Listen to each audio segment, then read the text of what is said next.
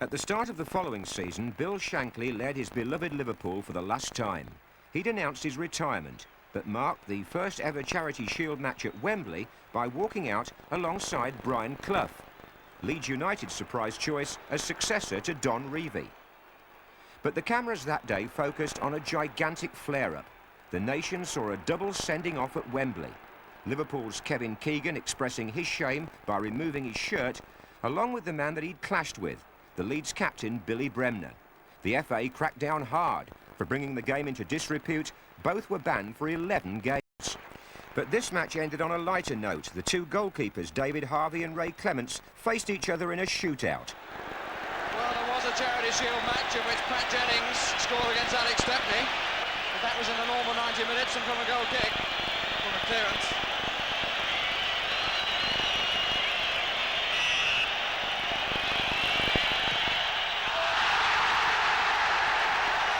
But Clemence still has to take his. That's not it. Oh, what a lovely picture.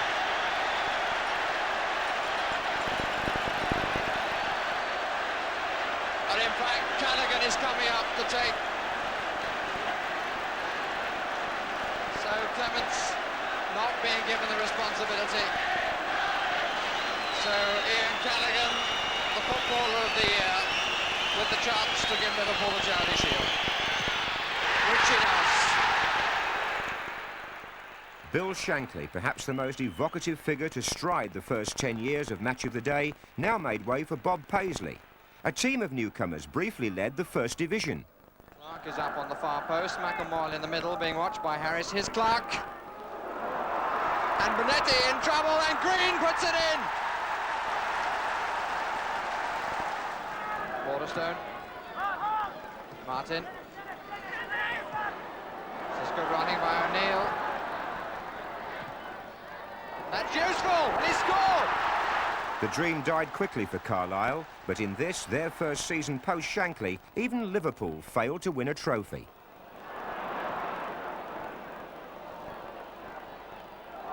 Well played, Bell. And driven across by Bell, and there's Marsh.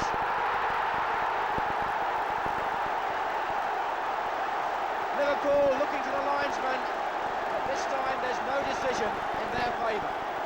Marsh has scored for City. And there's Bell. Stewart's making tremendous strides to get up with him, and so is Summerby. Clemence has lost his cap, and he's lost the goal as well. Scored by Stewart. It was also a rare year for Manchester United. They were in the second division. 60,000 were at this game. Carey. Oh, good ball to Pearson. He waited his moment. Still Pearson. Superbly struck.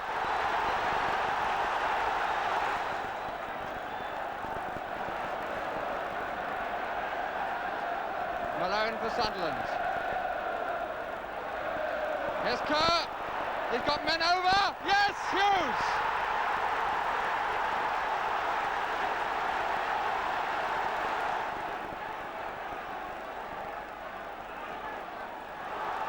Robson. Hughes wants the return and he's getting it.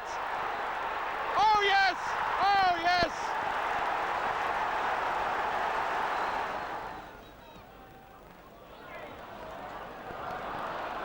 Pearson.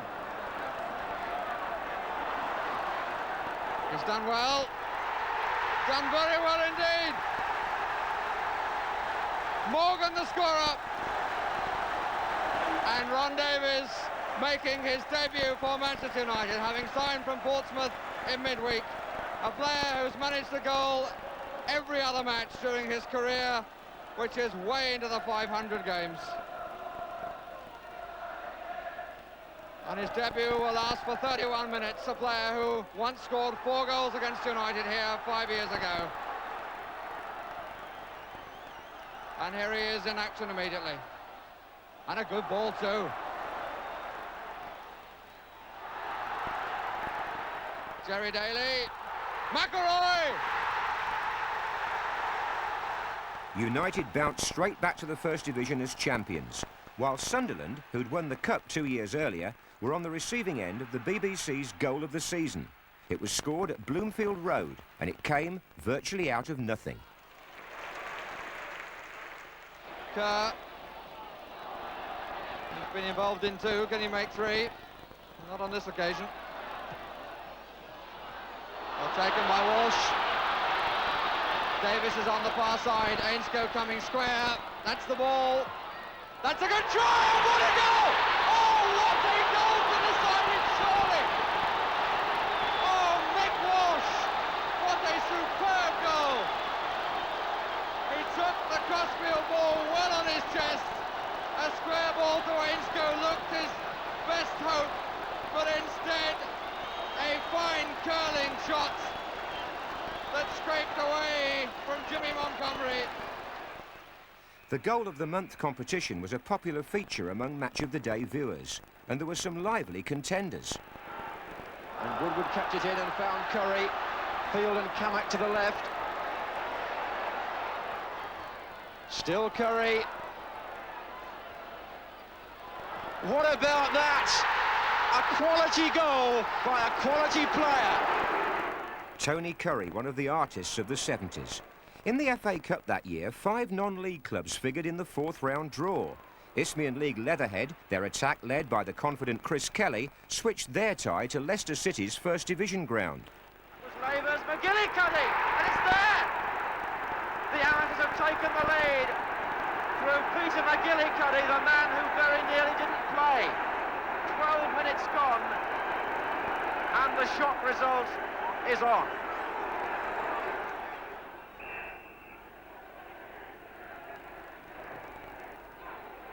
Oh, Kelly got there.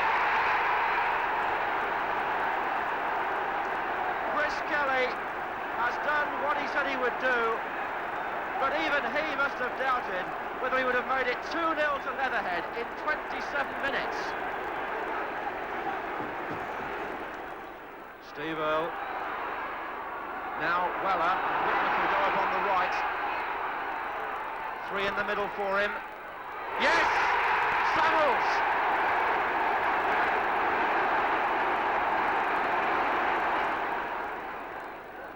So this could be a tense moment for Leatherhead. Worthington, of course, can strike them with his left foot. A floater. And it's in by Earle!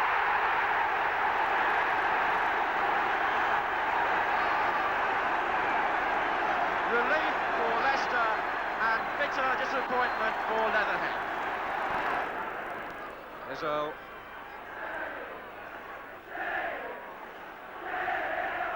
Long cross by Samuels. Worthington not marked, and it's there by Weller.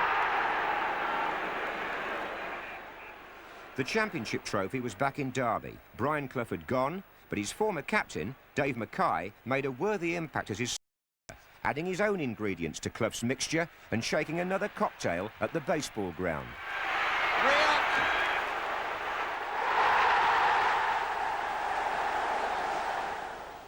Gemmell. Brave header by Newton, who now has a chance. And scores superbly. Lee. Interesting. Very interesting. Oh! Look at his face! Just look at his face!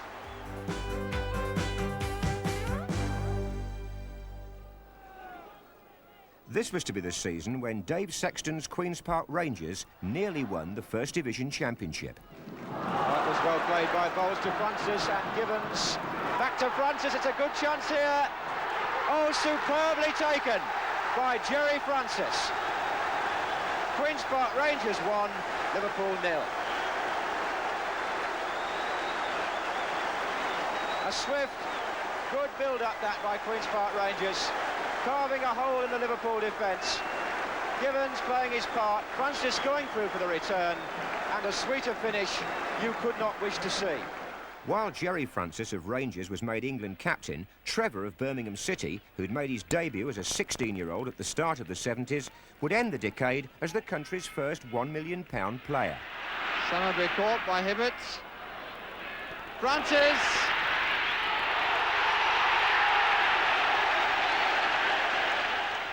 One of Trevor's former Birmingham colleagues had already moved on to bigger things. Smallman on to Latchford.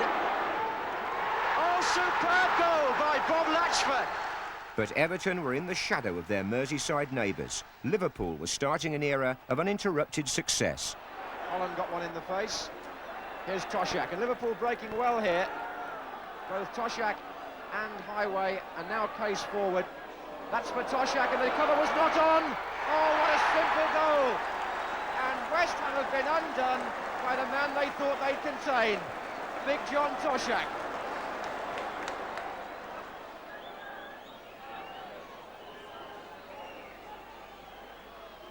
Taken by Kennedy. Thompson nearly made it. Toshak did!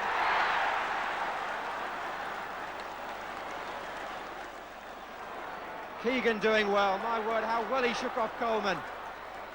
He's got support just inside from Highway, and Highway goes past two of them. There's a man on the far post. Toshak! Hat-trick!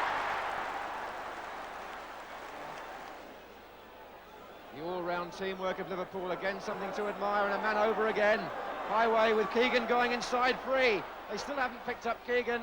They have now, but they haven't picked up Toshak. And Lampard did in the end. Kennedy. And there's Keegan again, and he's onside. 4-0.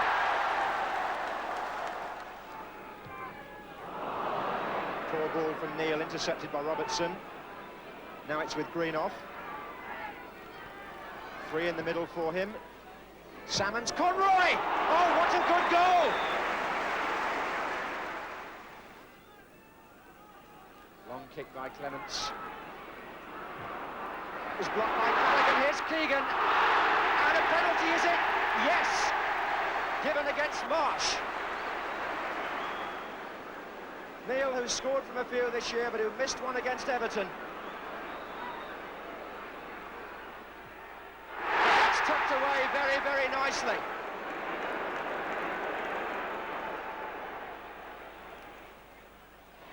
Toshak to Keegan, that was fine play. Highway now. 3 in the middle for him if he can pull it back. Toshak!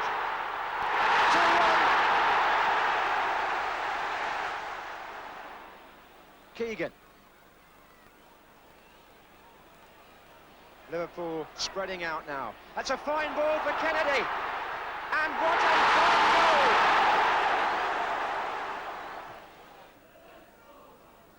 There's Pajic. It's a good-looking ball. Greenoff getting up. Moores! Stoke snatch one back. Hughes. 2 to his right. Keegan. Hughes again, it's a great move this. Oh yes, Emlyn Hughes. Callaghan. Liverpool with a man over on this side, and it's Kennedy, number 5. Turned through to him by Keegan. Fairclough on the far post, waiting. There he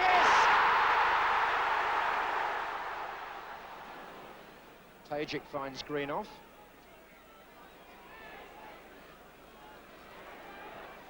Oh, lovely ball to Moores. Bloor! That's in! But Liverpool won the Championship and the UEFA Cup. Having missed out on the league, Tommy Docherty's fledgling Manchester United side winged their way through to an FA Cup semi-final at Hillsborough. Hill, nicely played to Daly. The query is up. Hill, trying to count it and does! Gordon Hill! And really the trap was sprung from the moment at the other end of the field that the return ball from Davis to Todd wasn't a good one. Curling shot that got over the keeper. A contrast between the two ends of the ground. Total noise from behind Graham Mosley's goal. And Hill, and it was deflected! And that surely ties it up. Gordon Hill's second goal. Hill's goals had taken Manchester United back to Wembley after a gap of 13 years. But there, they would come a cropper against second division Southampton. As far as Derby were concerned, Dave Mackay was shortly out of a job.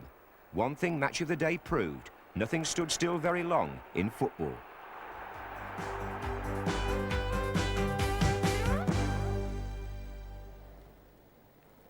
one of George Best's many comebacks. At the start of the 1976-77 season, he signed for second division Fulham. Best was still just 30, and the supporters at Craven Cottage savoured the prospect of watching a team that also included Rodney Marsh, back at the club where his career started. The double act worked briefly, but it was Rodney who left first, and George who actually stayed for over a year, making 42 appearances and scoring 8 goals. Meanwhile, Birmingham were hanging on to their crowd pleaser. Here's Francis. Turning McClintock nicely. Then Leach. Fine try! Oh, well, what about that? What a brilliant goal. That surely was true intrinsic skill. First past McClintock, then past Leach. Thunderous shot, down low. And no wonder Francis looked so pleased. Malcolm MacDonald wasn't unhappy either.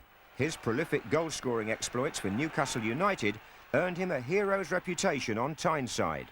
Not to mention a big-money move to Arsenal. When MacDonald's new club met his old team at Highbury, they gave BBC viewers a real cracker. Gowling with Burns running on, and Rice missed it, and Burns is in with a chance, which he takes well. MacDonald moving in on the cross. Came to Stapleton, it then came to Ross, and has hit the post and gone in.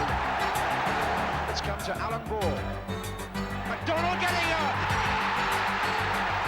That's the one he wanted.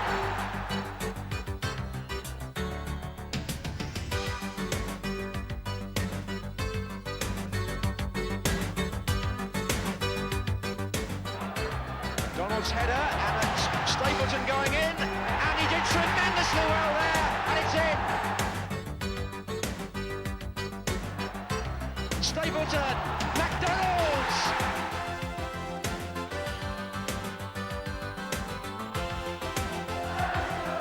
The dummy by Barraclough, the shot by Gowling! Good ball from Cassidy for Burns, and he's through here again.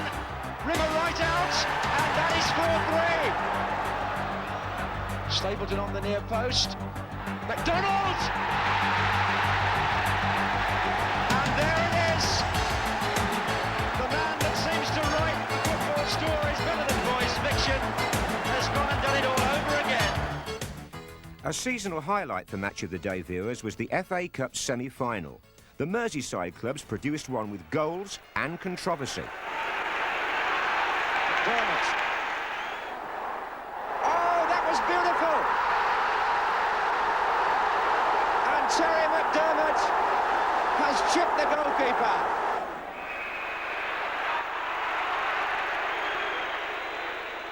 It's going to come to Dobson. Mackenzie!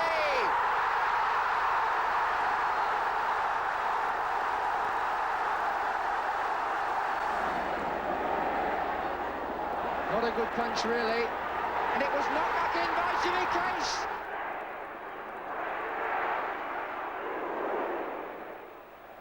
On by Mackenzie for Pearson. And here's Mackenzie again. Oh, Rioch!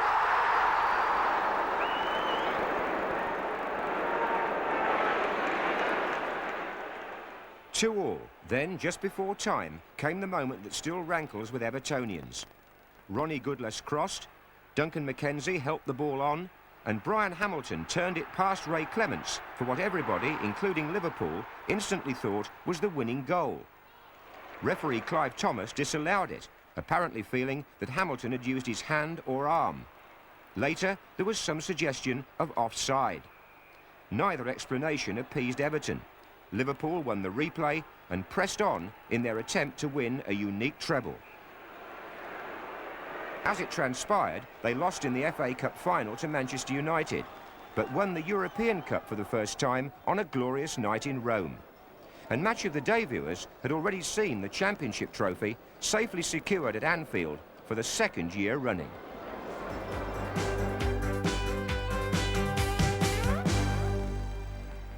So Bob Wilson against, I think, Worthington, number 9. It's hit the... A goal? Yes, it hit the stanchion behind the goal. I thought it hit the post. Frank Worthington was one of the genuine entertainers of the 70s, a stylist with real flair. He'd begun the decade in the striped shirt of Huddersfield Town and went on to cultivate a personal fan club at Leicester. Worthington and away by Davis. Given back to Leicester by Gemmell. Here's Worthington with a chance. Yes! Well taken, Worthington. A move to Liverpool collapsed on medical grounds. Now Frank showed his class at Bolton. Nicholson. Worthington. Morgan this side.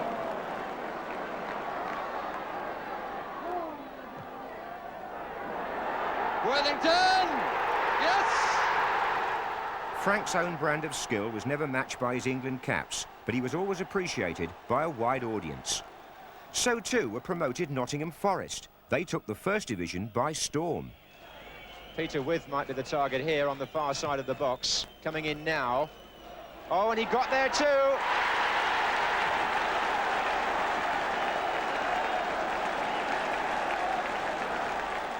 Robertson. Good running by Bowyer, number 8.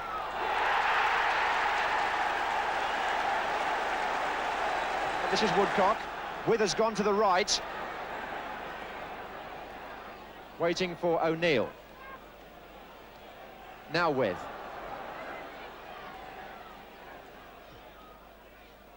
Glanced in there by Woodcock. Withe. Stopped by Buckham, but only back to Withe. Gemmell. Woodcock chasing. Looking so nippy. Oh, it's so unlucky and then lucky. Came off the unlucky Brian Greenough. Here's Woodcock. Robertson.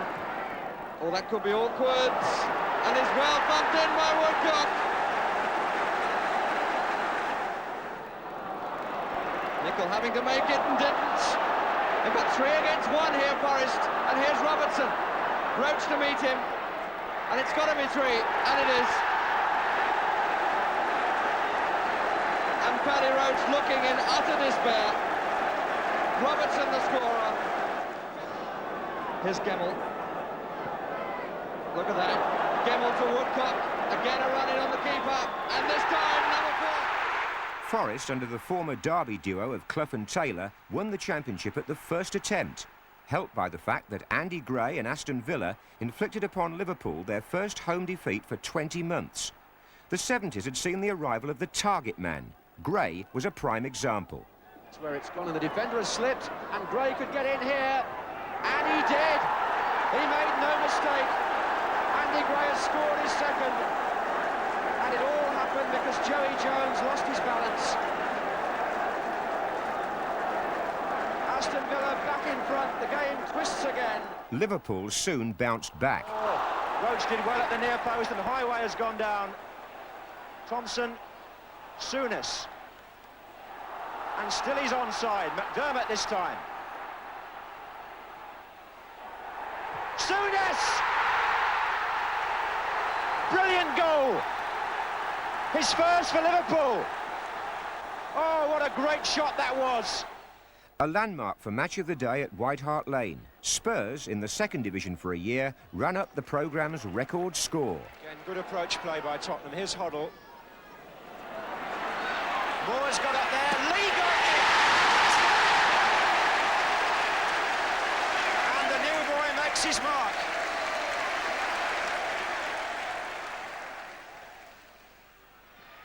Lee climbing again.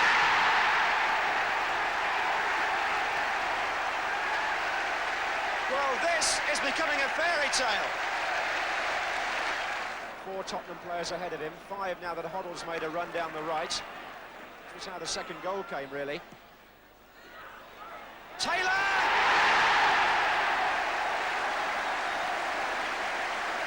Peter Taylor makes it 3 and scores with his head for the second week running. Here's McAllister.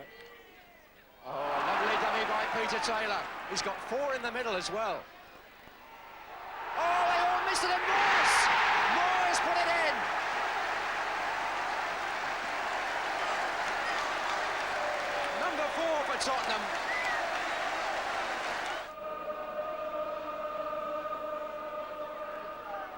Pratt getting in, Lee is there again!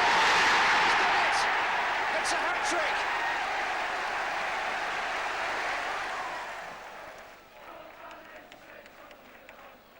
McNabb. Hoddle. Taylor leaving it. Moores is through!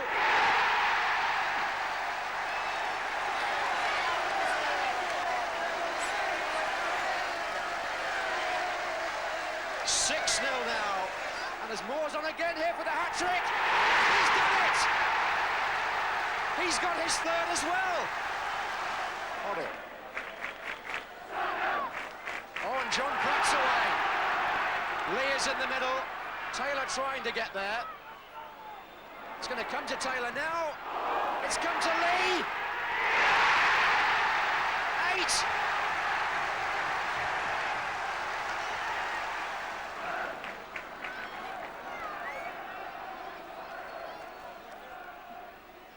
Moores. Hoddle! He looked offside, perhaps, but the referee's given the goal. Number 9. Glenn Hoddle became an England player and at once one of the rarest talents and biggest enigmas to emerge in the 70s. Spurs would soon have other stars too.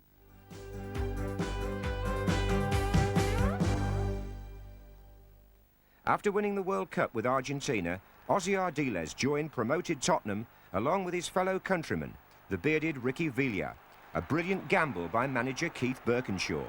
Other overseas imports followed.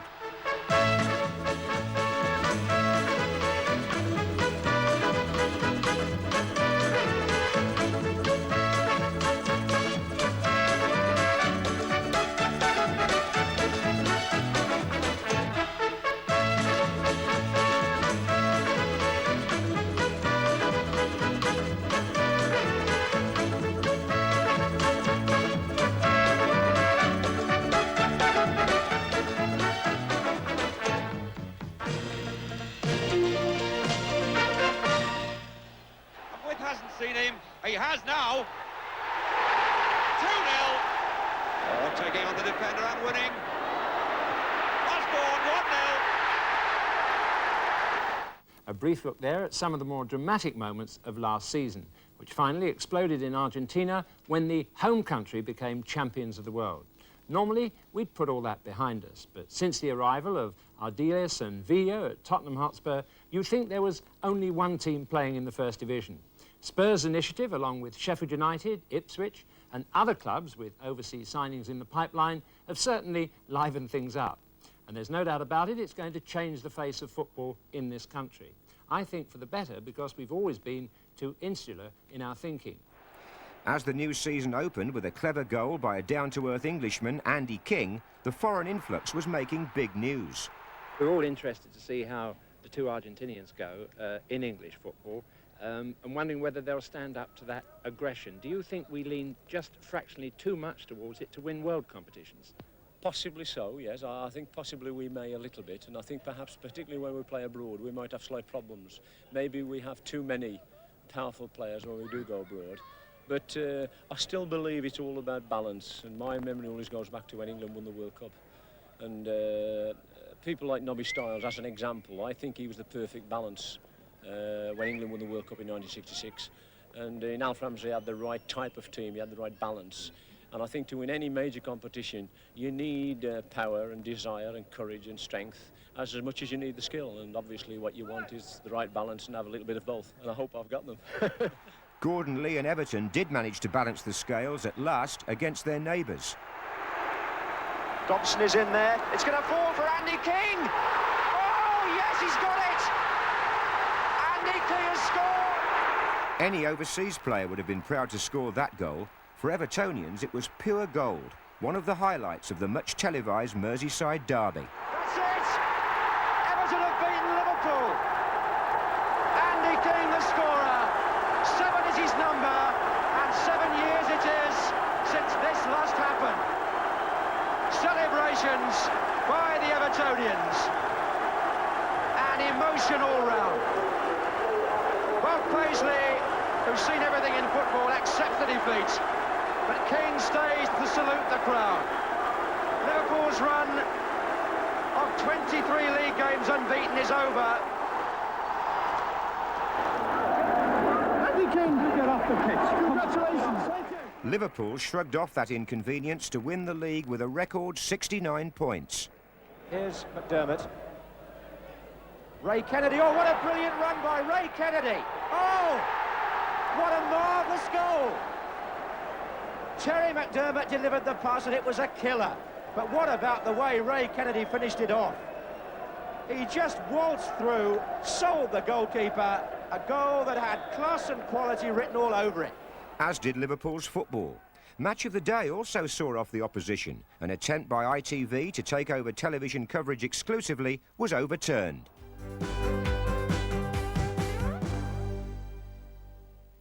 The decade ended, fittingly, with champions Liverpool at their most majestic in the last Charity Shield match of the 70s. Here come Liverpool with McDermott. Oh, I say, that's a terrific goal. Not much support up front, only Sunderland, and he was beaten by Hansen, who comes all the way and finds Dalglish, who's onside. And that is absolutely outstanding finishing by the footballer of the year, Kenny Dalglish. But Arsenal, let it be said, are going to have to produce something quite out of the ordinary now. They're going to get this match back out of Liverpool's grasp, because Liverpool are doing everything right. Johnson. Dalglish. Oh, it's come to McDermott. It's 3.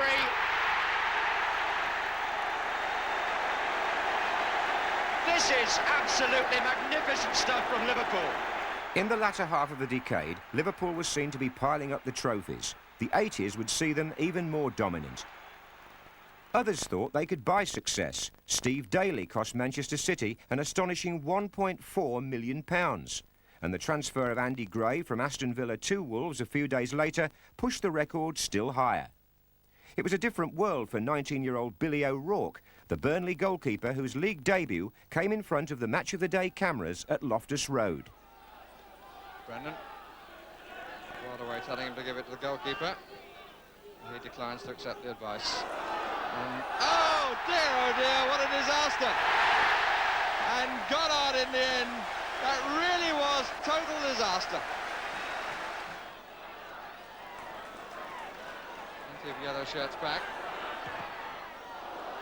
And it's going to come to Shanks. And it's deflected in by Brennan. Roeder timing his interception superbly and leading a promising counter. Walsh to his right, 2 others to his left. Goes to Walsh, Allen is now unmarked. And Goddard gets it in.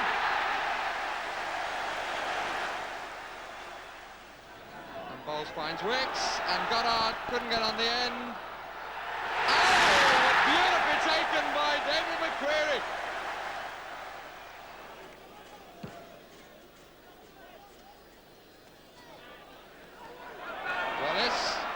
Allen to his left, boy can go alone. Here is Allen. That's 5, so simple. Here's Wallace. Here's Bowles if he can get there. And that will be a penalty without any question.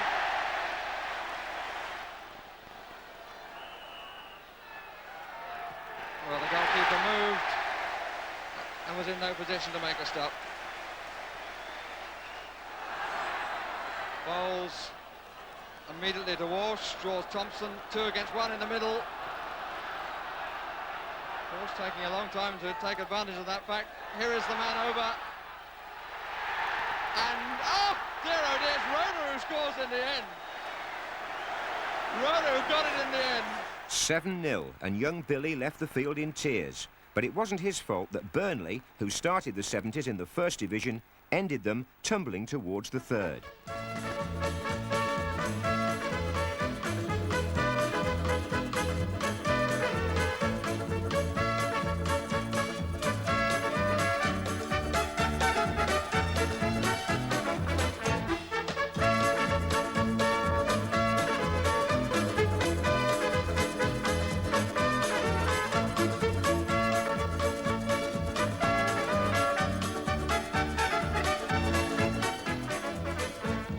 Match of the day had brought to the 70s plenty of action. Whether or not it was the Christmas spirit working, I don't know, but you'll find penalties galore in our two matches tonight. Stubbs went in there.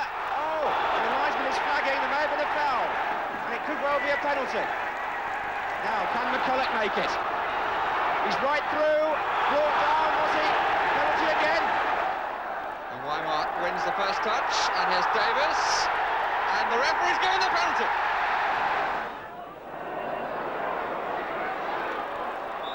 We are recovering, and Liverpool have been given the penalty.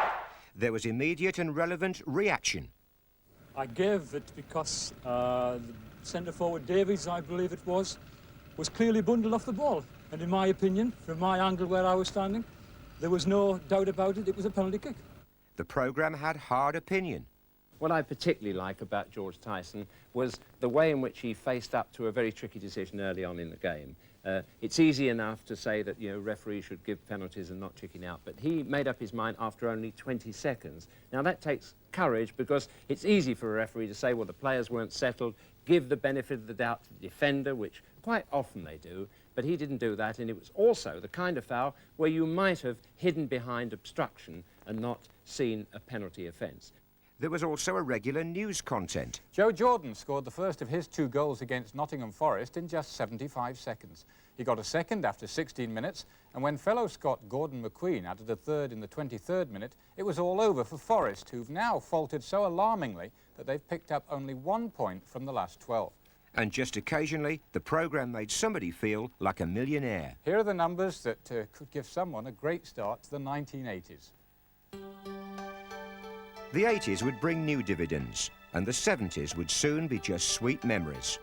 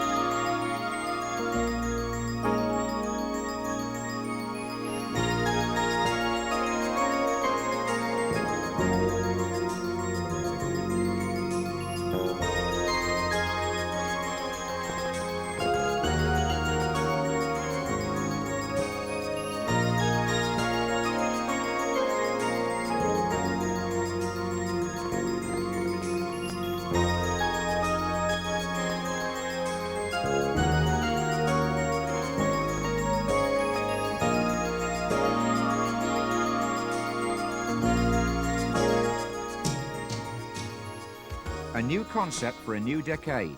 Match of the Day would now become a Sunday afternoon besides a Saturday night programme, and there were other modern developments. Shirt advertising became accepted on television. Live matches largely replaced recorded highlights, and the viewer was able to appreciate the action from a wider perspective.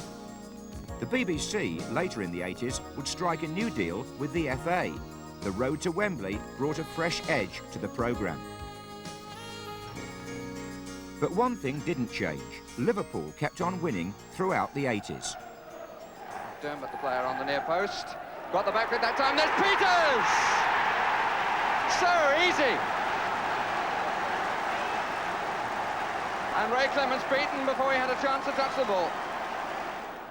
Ryan, Fashanu, McDermott. Fairclough White to the right. That's nice into Sammy Lee. He returns the compliment well. Chance here for Fairclough, and it's in. And the two players brought into the side this afternoon for Liverpool combined to get the equaliser.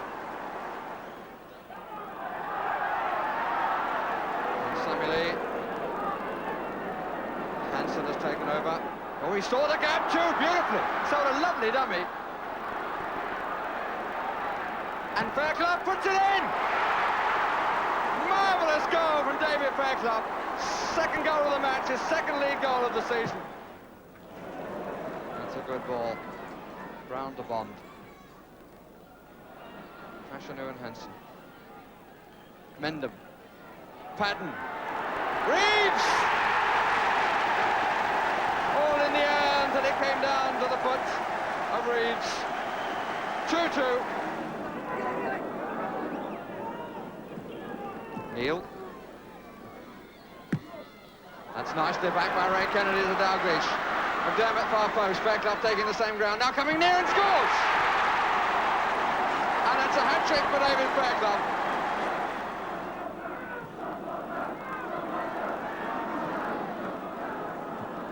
Ryan, Fashanu.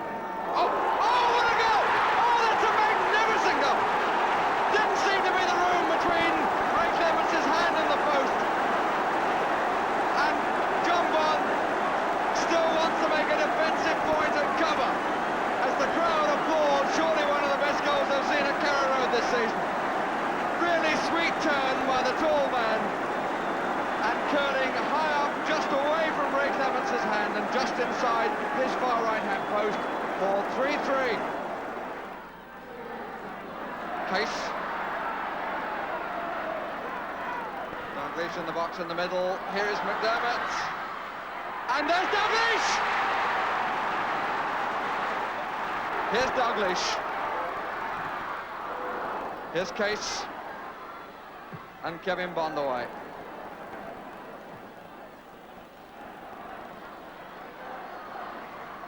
And Case allowed to go on and scores. Good decision by the referee, allowing him to continue. Two of the most successful cup teams of the 80s met in the 6th round that season. Ardiles. Oh dear, McDermott. What a strike! Oh! McDermott has done it again! Liverpool lost to Arsenal in a prolonged semi-final, but went on to retain their championship. Match of the Day was at Anfield to see them claim the first title of the new decade. Dalglish. Oh, and River came. McDermott. Johnson. Oh, what a start.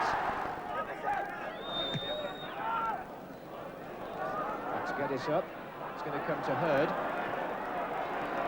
And there goes Geddes again. Linton. Oh, is it an own goal by Harvey Cohen? Is it? It's gone in at the far post. Johnson making space. Finding Dalglish. Hang on well there. And here comes Harvey Cohen. Oh, I say! At the same end, he's got one back. Dirt. Lee outside him. Souness wants it played in. There he is. Touched off for David Johnson. Oh! That's the championship. Taken by McDermott. Kennedy's coming in here. Oh, it's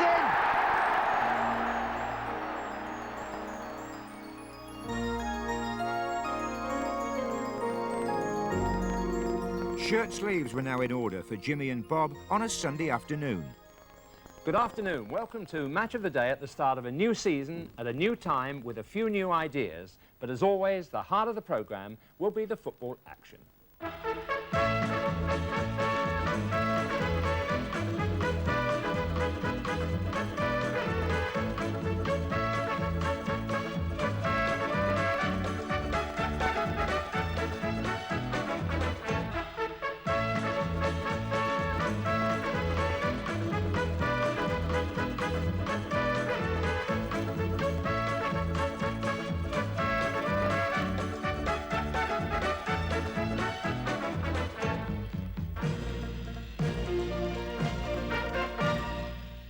Spurs, big spenders in the 70s, started the 80s with a new strike force, Archibald and Crooks. Smith.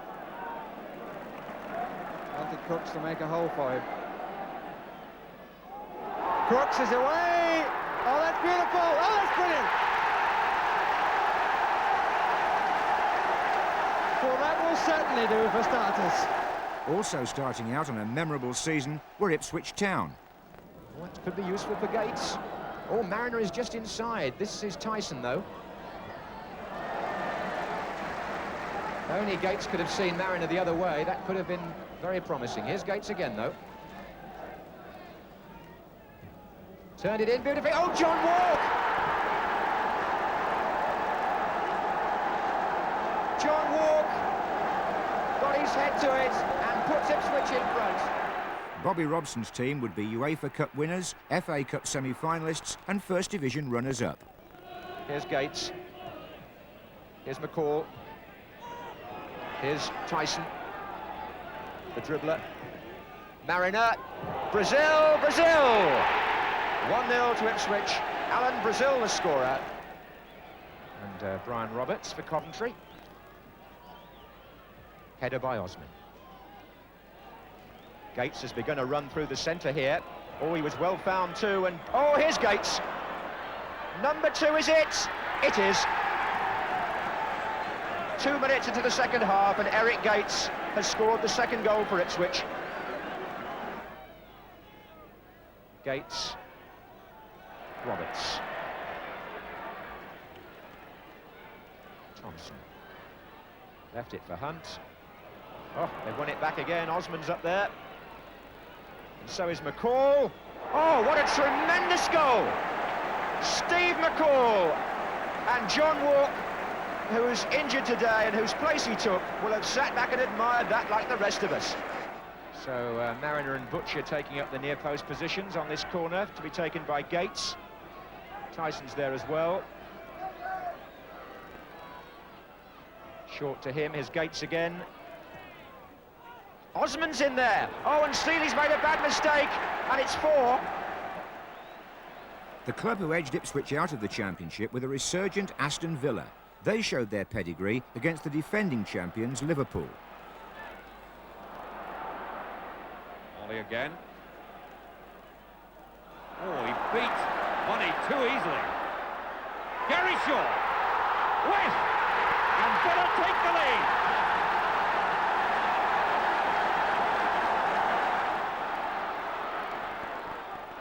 Leaving it to Shaw. On through to Mortimer, who's onside. Could this be number 2? Yes!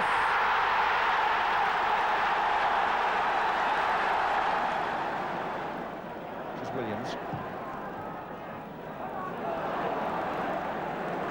And here's Tony Morley. Good running by him. Oh, what a great goal! 4 minutes gone, and Tony Morley scores a cracker.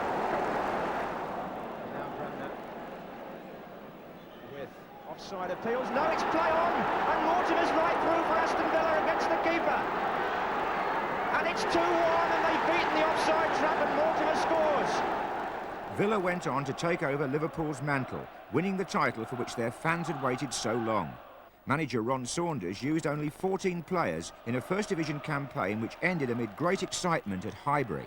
And the referee's blown and they're going for the dressing room as the crowd comes on, because Aston Villa, beaten here 2-0, doesn't matter. They are the champions for the first time since 1910. Liverpool's satisfaction that season came from their third European Cup triumph and the first of 4 consecutive League Cup wins. Alan Kennedy's poached forward. There's Irwin. Bonds at the back. Martin only to Alan Kennedy, who puts it in! And Alan Kennedy, no, it's not going to count. It's not going to count. They're going over to the linesman. Is it going to count? Yes, it is going to count. And Alan Kennedy has scored with his right foot. Ray Stewart poised. Oh, magnificent save by Ray Clemence. They all go to congratulate him. And he's kept the Football League Cup in Liverpool's hands.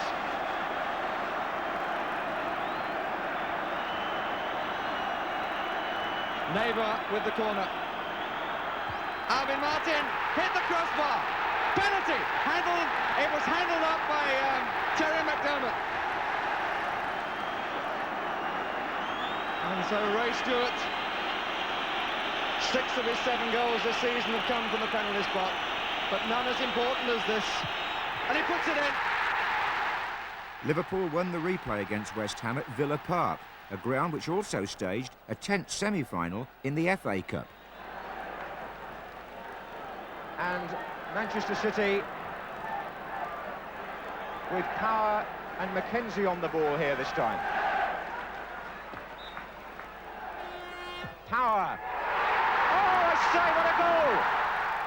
John Bond done a remarkable job in turning City's fortunes round since arriving in the autumn. He achieved First Division respectability and now a place at Wembley thanks to his captain. The skipper, who has scored in every cup match bar one. In the final, City succumbed only to genius. Villa. And still Ricky Villa. What a fantastic run! He scored! Amazing goal by Ricky Villa. The 100th FA Cup final and the first replay at Wembley was settled by a truly great goal.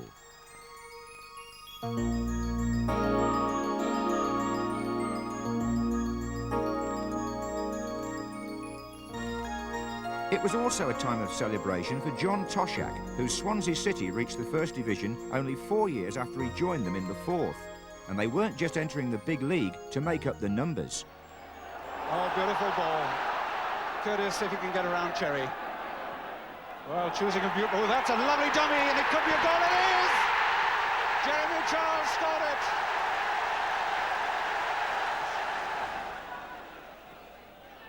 Heard. Well, almost a successful 1-2 with Brian Flynn. Harris. Danger for the Swans. Oh, that should be a chance. In fact, it's a goal. Derek Parlane, an easy goal.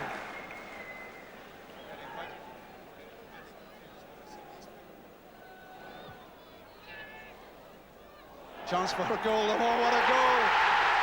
What a goal for Bob Blatchford! What a goal! What a shot! James there again. Leighton James. Robinson.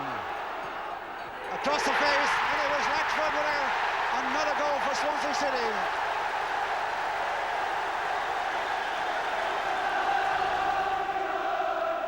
Leighton James again, on the ball, on the set piece. Blatchford's header, it's a goal! So easy! Rajkovic in before Harris. The feed to Alan Curtis, perfect. Cherry's with him. Oh, what a sidestep! What a shot, and what a goal! In the autumn of 1981, Toshak and millions more paid their last respects to the great Bill Shankly, maker of the modern Liverpool. It was Toshak's chance to acknowledge his debt to the Kop, but on the day his Swansea side forced a 2-2 draw, emphasising Liverpool's indifferent start to that season. At the turn of the year, they were in the bottom half of the table. It's a good ball in behind the Liverpool defence, and Reeves is onto it. Well for the cross too, and Kinsey, Hartford rather, getting in and scoring a superb goal. And this one will count. Corrigan's kick is stretching Thompson, and the header dropping to Reeves, and Thompson gets it clear. Grobbelaar goes up and drops it again, and that's a penalty. Thompson turning it over, Grobbelaar made the mistake, Kinsey fired to the top corner of the net, and Thompson had no option but to do what his goalkeeper perhaps should have done in the first place and make a decent save. So City could go 2 ahead here. And do. A fine ball. There's Kinsey. Francis screaming for it on the edge of the box. Reeves with a back flick, and it's gone in! And Grobbelaar's misery is complete. Reeves gets the goal, but really it was almost an own goal by this sad figure of Bruce Grobbelaar. The festive season brought new words to an established tune. So many famous players, we think you will agree. They're spread throughout the country, and some play locally. But where throughout the whole wide world, on turf or mud or clay, will you see such splendid football shots stand on match of the day? Will you see such splendid football shots stand on match of the day? Well, sensational, wasn't it? Not sure about that, Jim, but what was sensational was the way Liverpool stormed back in the new year. They lost only 2 league games between Boxing Day and the last Saturday of the season, when Tottenham were the visitors. Hoddle. And Hoddle strikes one. Oh, a beautiful goal! Ray Clemence had left Liverpool for Spurs at the start of that season. And a fantastic reception from the Kop for Ray Clemence at the beginning of the second half. And he responds. But he couldn't stop Liverpool regaining the championship. In comes Lawrenson!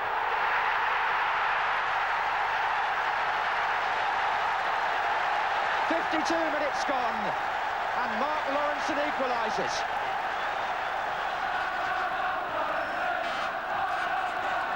Neil.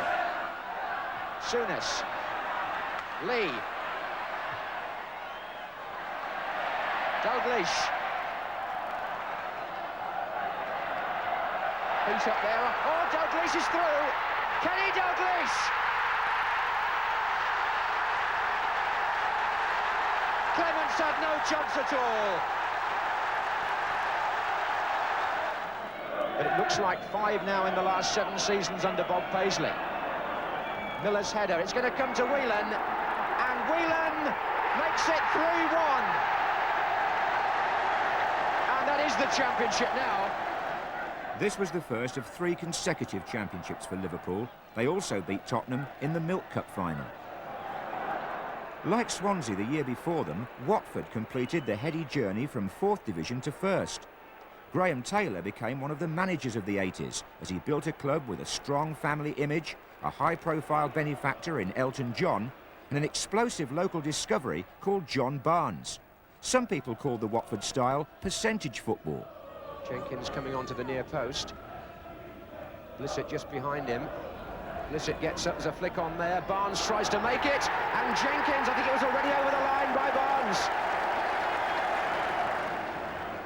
Penalty now to be taken by Luther Blissett. Having a conversation first with Andy Peake. He always turns the other way, Blissett, before he takes them. Oh, great stop by Wallington, but Blissett puts it in. Oh. Well, how many more things can go against Leicester? Here's Callaghan. Blocked there by Peake, but he's still there. Blissett on the near post. Barnes! 3-0.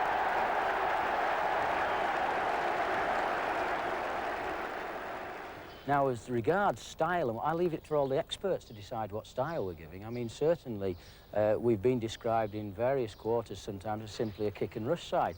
I find that quite amazing that people in the game can say, well, there's a kick and rush side, and there we are sitting second in the division with 70-odd goals scored, only 30-odd conceded.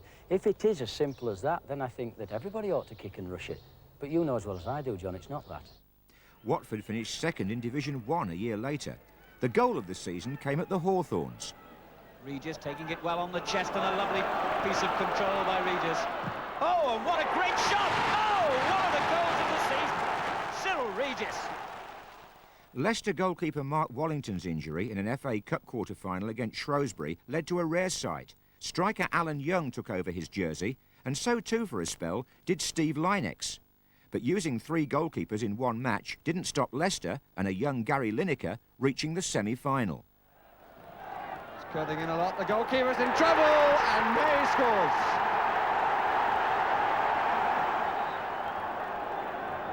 Backing away now. And it comes down to Bates, who puts it in. Chick Bates, it's his 3rd goal in the FA Cup competition. Out by May, only to cross Bates, Kelly, and he gets the punch to it, does Wallington, and he tries a punch again, and it goes all the way.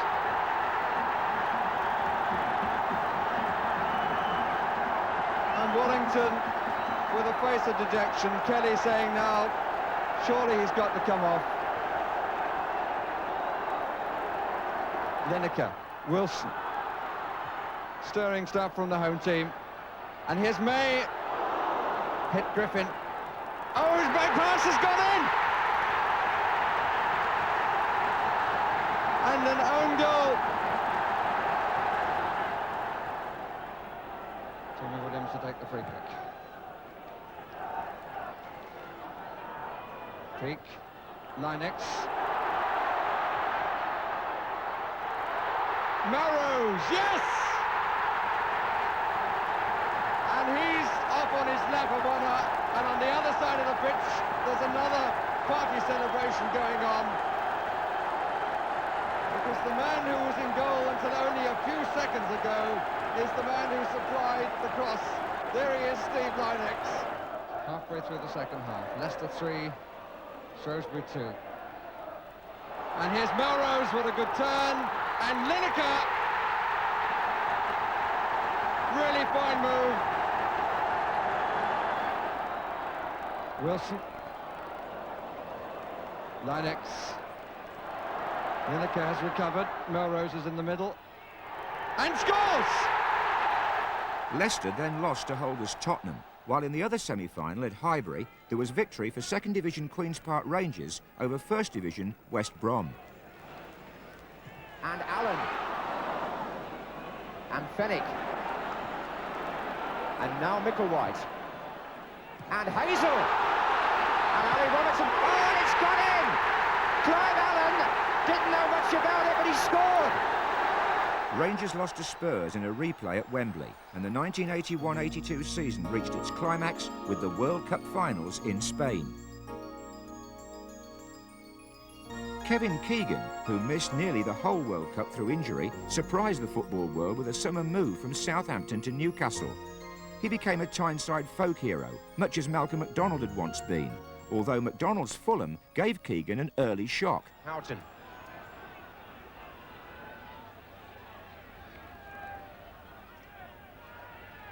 Davis. Houghton was coming through, Wilson turned it on, here's Gordon Davis!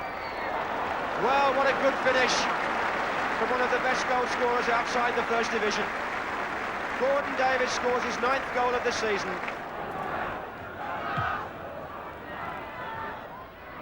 Houghton, Davis to his left, and Coney! What a good goal by Fulham, who go 2 up within seconds of being forced to make a substitution. It's Houghton on the ball. Good effort! What a brilliant goal! From a man who's dominated the first half, Ray Houghton. A free transfer from West Ham. He's made the first 2 goals and he scored the 3rd. Martin, Anderson, Verratti, Keegan, He's gone down. Penalty. A foul by Tony Gale, says the referee. Keegan wins something for Newcastle. I'm not sure he's convinced it was a penalty from his gesture, but the referee, in response to a great bellow from the Gallowgate end, has given Newcastle a penalty kick and maybe a lifeline. And Keegan, who scored from the spot at Rotherham, now against Payton, and puts Newcastle back into the match. The Fulham players still arguing among themselves. Gordon Davis pulling away to the left-hand side of the field, Houghton coming up in support. Still Dean Coney, and it's gone through the goalkeeper, and Davis! 4-1. On Merseyside, Match of the Day dropped in on one of the most one-sided derbies for years, and one man made local history. Rush to his left, onside, Ian Rush, 1-0 Liverpool, brilliant goal. Marvellously made by Alan Hansen, and put away by Ian Rush with the minimum of fuss. There's Hansen.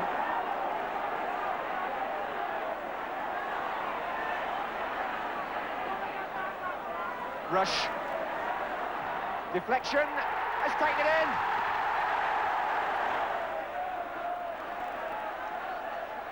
Oh, he's got free, Dalglish. And put in by Lawrenson. What a simple goal. And Liverpool here have got Everton on the rack. Dalglish, look at that, rushes through.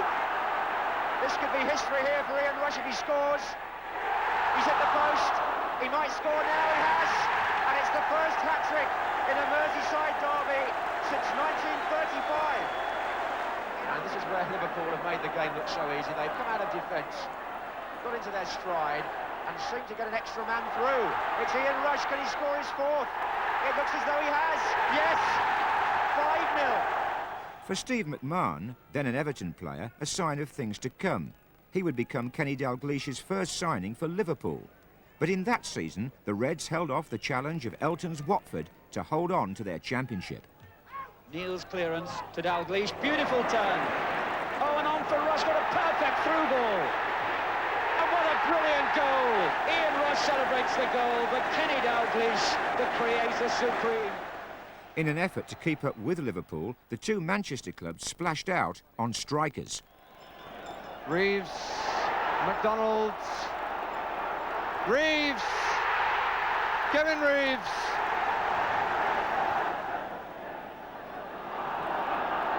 Koppel.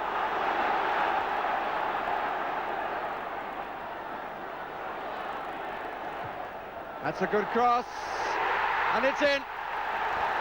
Stapleton has repeated the medicine. Stapleton! But he beats Kevin Bond, he got in front of him, and the ball just beat the left hand of Joe Corrigan. Former City boss Malcolm Allison saw his Middlesbrough suffer on football's new artificial surface. Roda, what a lovely piece of skill. Finds Flanagan, who lets it run through to Micklewhite. What a goal this could be. What a goal it is. Marvellous goal by Queen's Park Rangers. And a goal of classic simplicity, which could be followed very quickly here. Seeley onto it, now Gregory. And Flanagan is in space. And that's two. Two goals in the space of 20-odd seconds.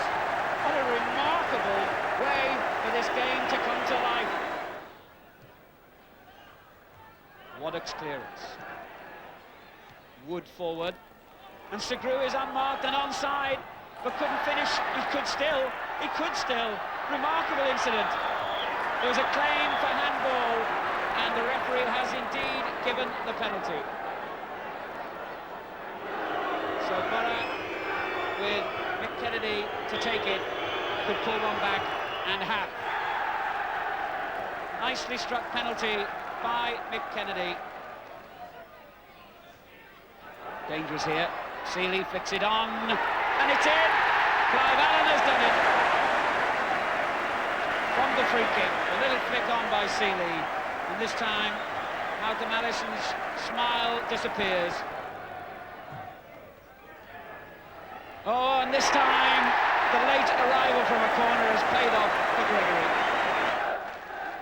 Now comes to Mickle Wide, and Waddock is in space, and it comes to Allen, and what a superb finish by Clive Allen. Queen's Park Rangers score 5 for the first time this season. Flanagan again. Gregory knocking it in. Seeley, Flanagan, Gregory took over, and it's a hat-trick for Clive Allen. What a finish. The Milk Cup final saw holders Liverpool face Manchester United in Bob Paisley's last season as manager.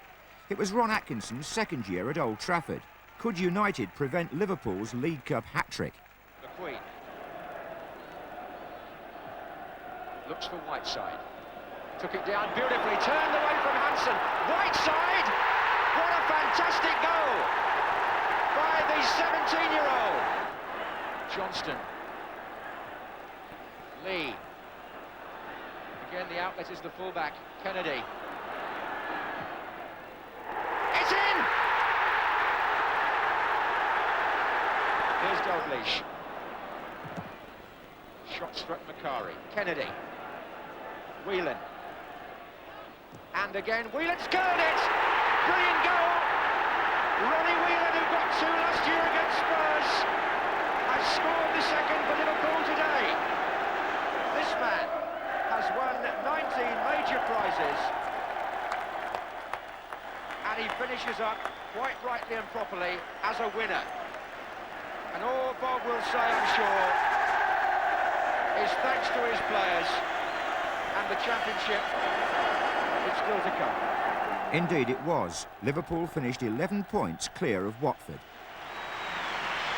shy, reluctant leader has been persuaded that this is his position on his last day here.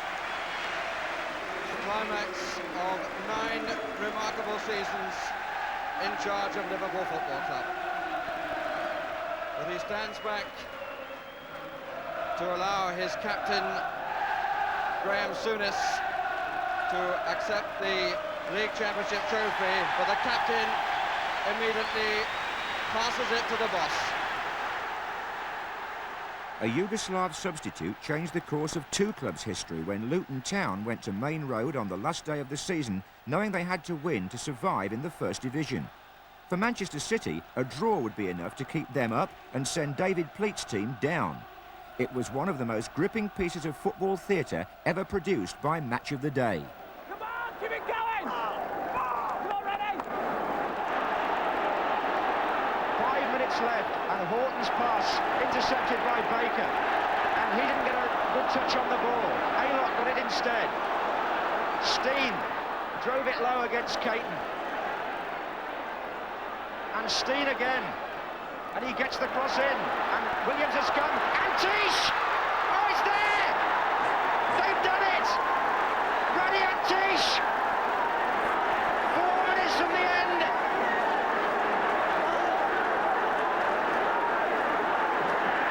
David Pleat off the bench. He knows there's still 4 minutes to go. They surely mustn't let the celebrations go on too long. But as the ball was cleared, Radian Tish, the substitute, drove it through a crowd of players and has Luton's life in the harsh world of the English First Division been saved by a Yugoslav.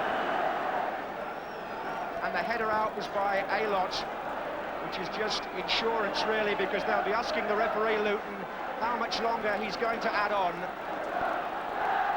Forward by Caton. Bond, Kinsey. And that's it! Luton Town have survived! David Pleat on the pitch. He's kept them up. What an amazing act of escapology here by Luton. But as they celebrate, Manchester City, one of the most accomplished clubs of a few years ago, are relegated.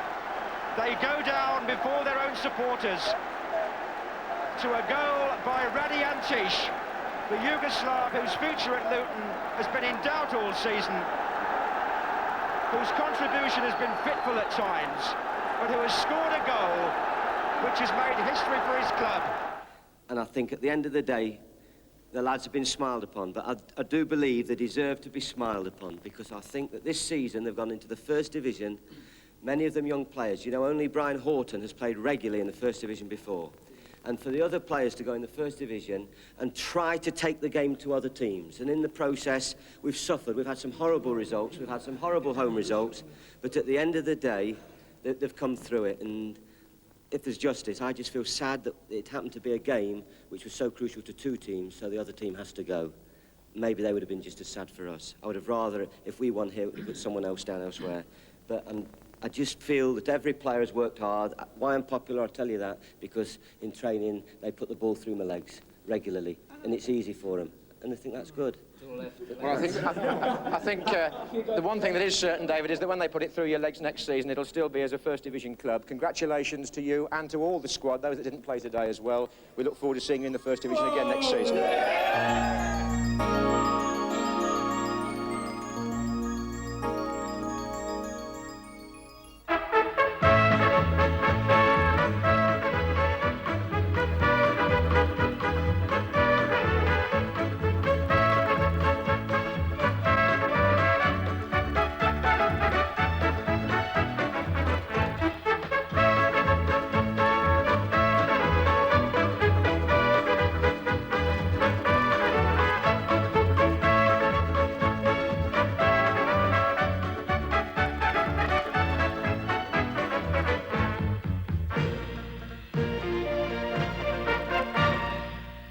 Good evening and a warm welcome to Match of the Day, back once again on Saturday night. Back in its old slot, the programme returned with a thriller from the Villa. This is Regis. Martin Joel. Oh, and Cross was in there, and so too was Zondervan. Romeo Zondervan, the goal scorer. And Albion take the lead after 5 minutes. Albion have pulled everybody back to defend. Mortimer to Gibson. Oh, and Alan Evans was there. The new Villa captain equalises with a good header. Forward by Evans. And Shaw shakes off McNaught and finds Walters, who turned well. Oh, it's gone straight through Barron.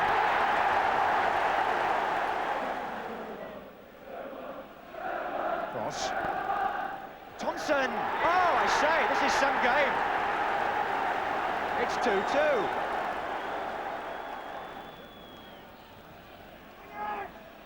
Oh, and with Shaw. Where's it all going to stop? Gary Shaw for Aston Villa. Villa Park buzzing with 5 goals to talk about in the first half. It's not over yet. That was Nicky Cross to Zondervan, who started it all off. And he's got Regis going through for Albion. What a fine save by Spink. And Regis has got the ball back. And he scored! Amazing!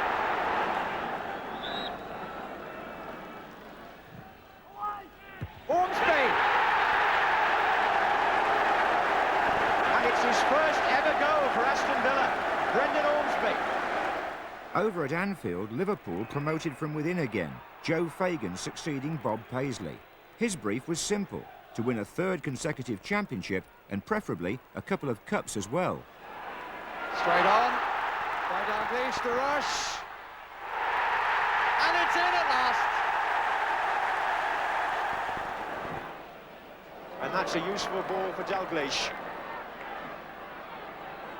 And here's Rush, deflection, Robinson, good save, Johnston.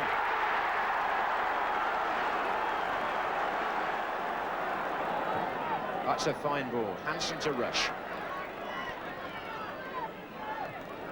They seem to find angles other teams don't appreciate. Lee, Dalglish, Lee again, Robinson. Back heel to Dalglish, surely, yes it was. It's on here, and Dalglish has scored. A quite magnificent goal. All of which made it a bumpy start for Charlie Nicholas, who'd chosen Arsenal ahead of Liverpool and Manchester United. United hosted the first ever live match of the day, a Friday night special at Old Trafford against Spurs. Graham.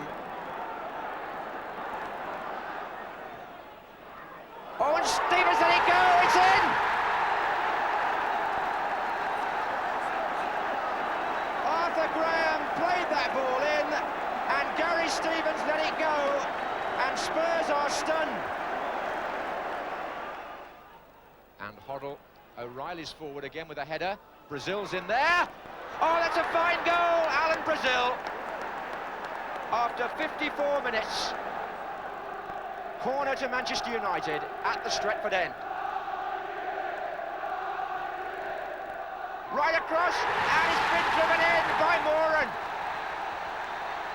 Kevin Moran makes it 2-1. And Moran's in there again. So too on the far side was Arthur Graham.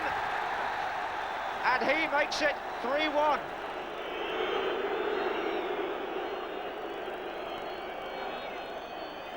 O'Reilly looks for Falco.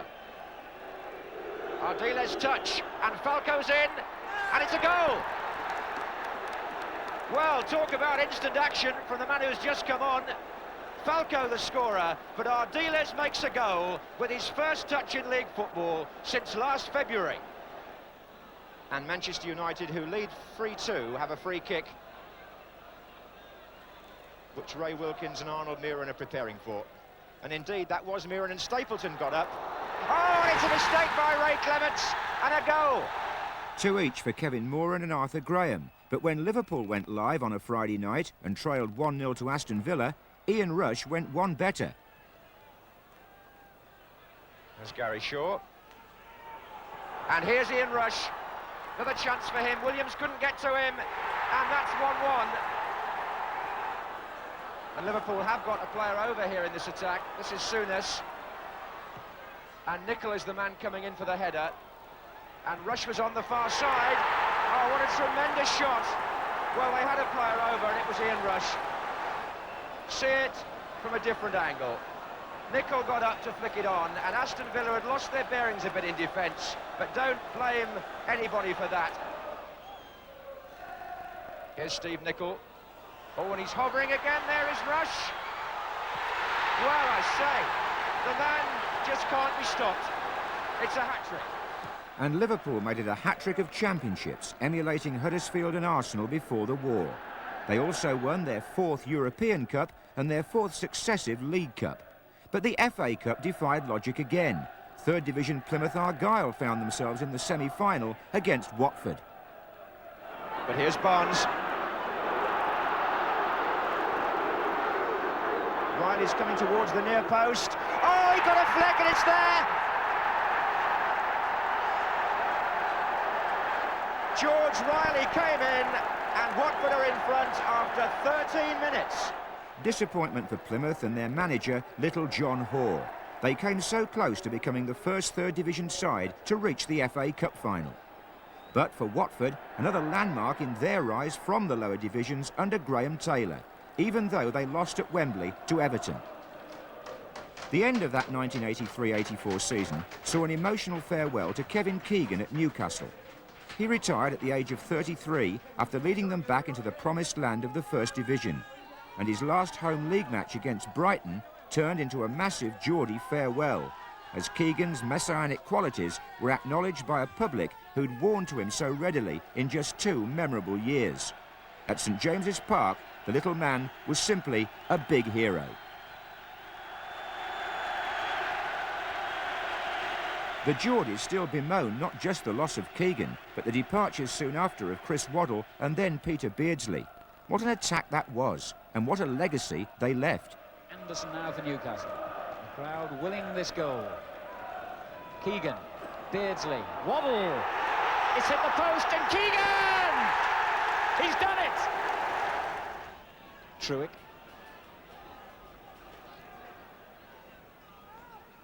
In it comes again to Keegan.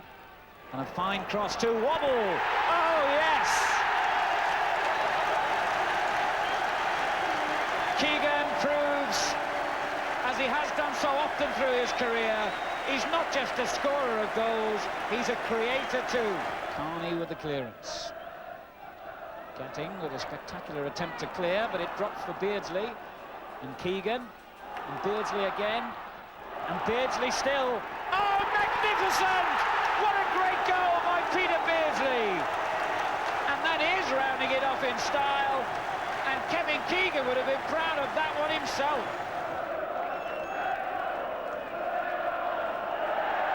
And that's the final whistle and the final chapter in one of the most remarkable and moving stories in English football history. Kevin Keegan, after 16 years and 500 league games, has rounded off his career in the style which literally made him the hero and the great player he is.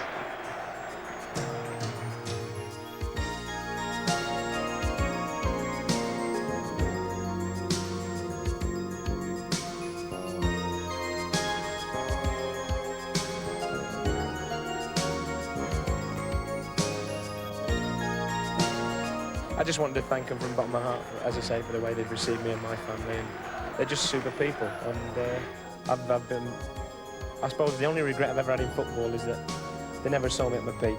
I would have loved to have played here at my peak. You know, I mean, I'm just a little bit over the top now.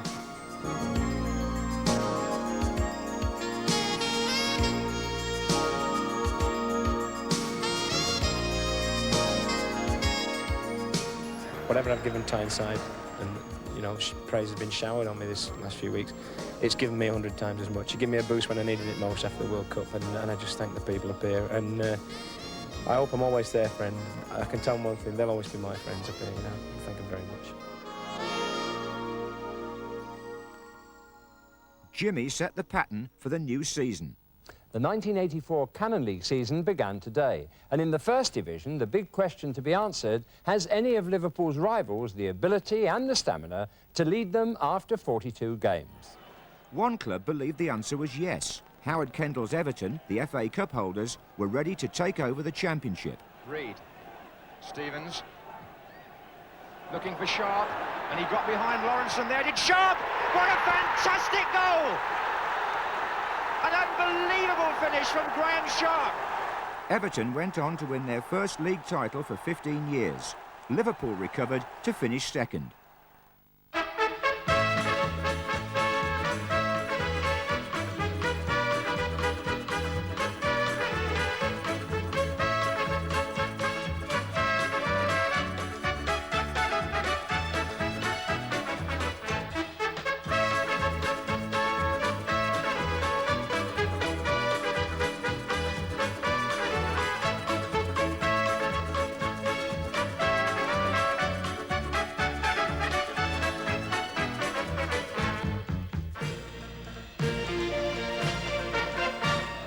The band of the Royal Marines welcome you to Wembley, as do the BBC Sports team covering the Milk Cup final between Norwich City and Sunderland.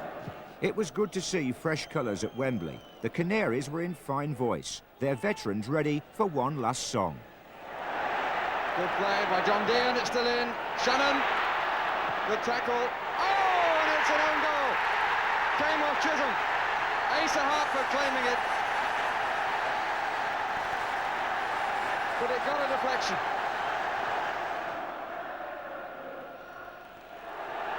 But here's Benison, Sunderland skipper.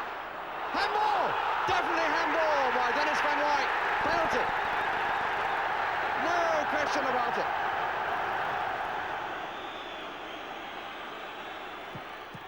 Oh, an opportunity spurned. And there's the most relieved man at Wembley. But Norwich's relief didn't last too long. Although their supporters rejoiced for manager Ken Brown on that sunny afternoon in March, when Dave Watson was presented with the club's first glamorous trophy, a few weeks later Norwich were relegated. So too were their Wembley opponents Sunderland, who felt the full force of Everton's assault on the championship. Bracewell, on again for Reed. Well played. Reed's cross, Gray! What a fantastic goal! Beautiful goal. 34 minutes gone, and Everton produced one right out of the textbook. Sharp is up with Chisholm. Here's Bracewell.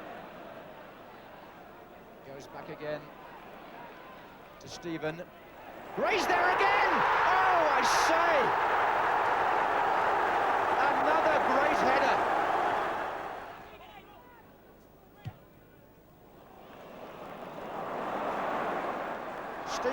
from Pickering.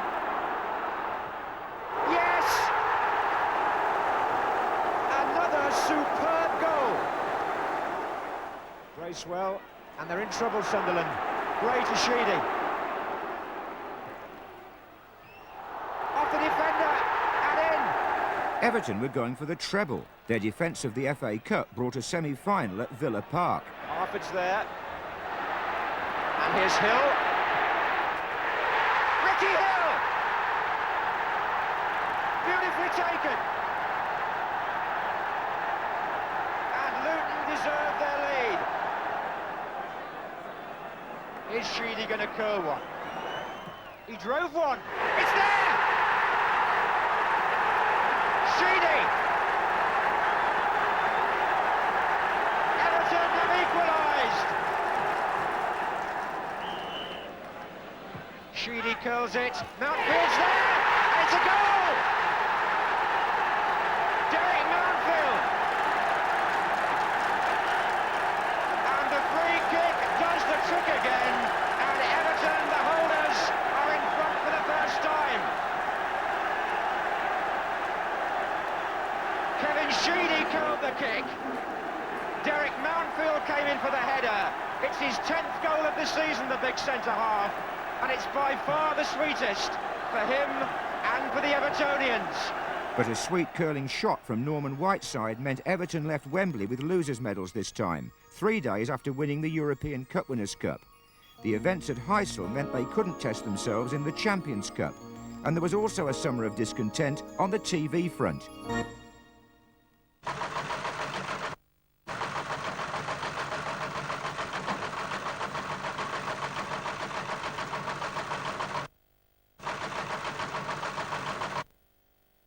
Jimmy came back in January.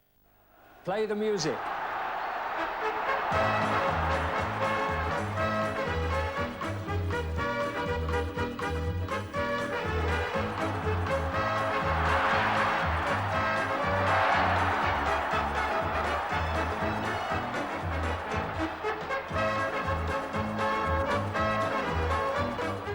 The nation had new names and new faces to learn fast. West Ham's Frank McAvenny, for instance. And a miscue by Humphrey, and McAvenny. Can he do it? It looks as though it's going in for Tony Cottee. West Ham score with 2 minutes to go. This fellow had 2 jobs in one. Kenny Dalglish stepped into Joe Fagan's shoes immediately after the Heysel disaster, Liverpool's first player manager. With no European football, he had 2 major targets, the FA Cup and the Championship. Rash has gone on. Finds himself 1 against 1. It's Craig Johnston. Walsh. Yes!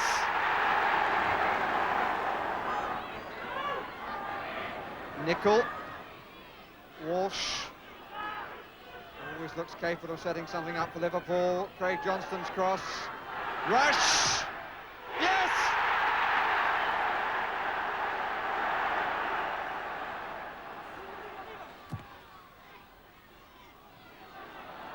Oh, it's a bit short, and here's Walsh. No doubt now. That was Hansen heading down, Thomas miscued, and Rush played it back, and Whelan fired it, and it came to Mulby, and that's the equaliser that Liverpool have been threatening to score. Oh, a misjudgment by Perryman, and here's Whelan. Rush is through middle, danger here, and Rush, and a goal! They have done it! Kenny Dalglish thrilled to bits. And headed by McCarthy, here's Mulby. Rush is in there. Oh, and it fell to McMahon! McMahon has scored.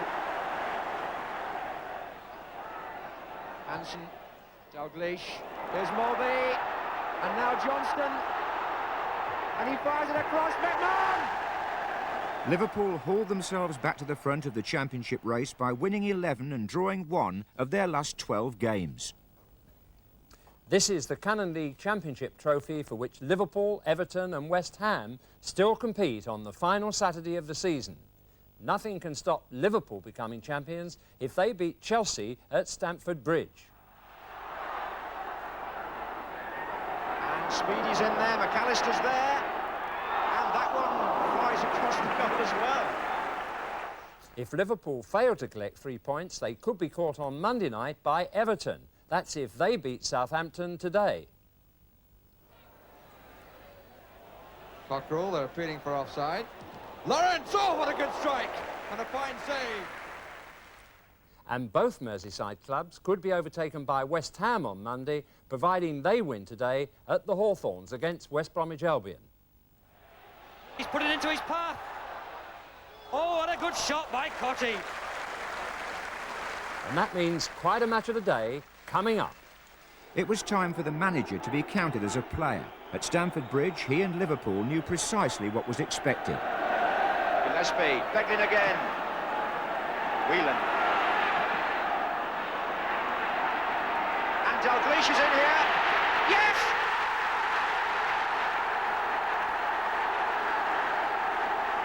The player-manager scores the goal that may edge Liverpool nearer to their 16th championship.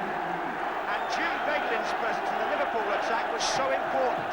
He had the earlier shot, he stayed forward, and when Dalglish got free, that was an unerring finish.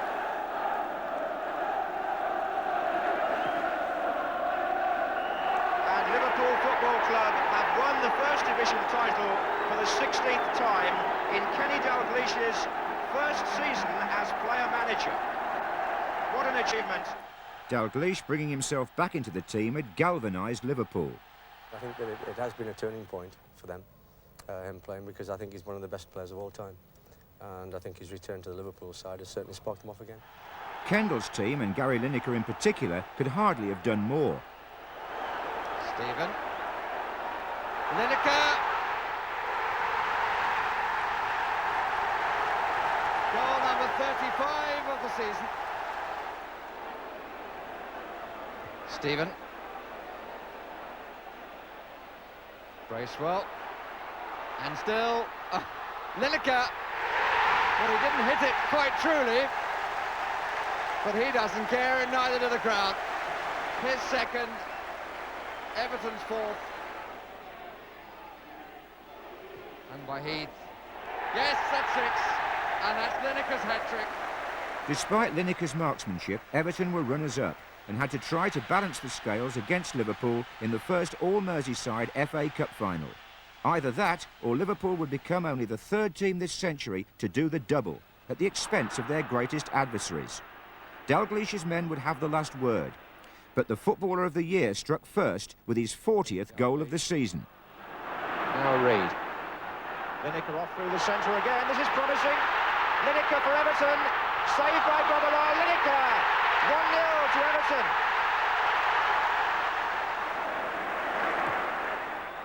Here's Whelan. Mulby. And here's Rush. Onside. Ian Rush. Goal. The referee was knocked over in the excitement, but Ian Rush has equalised for Liverpool.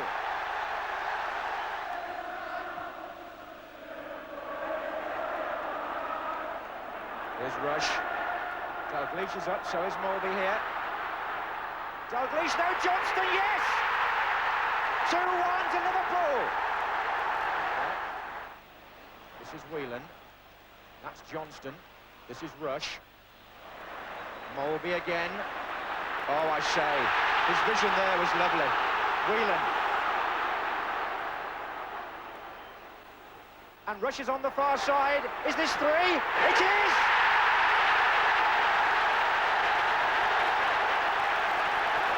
Ian Rush again. And surely now, the double is about to be won.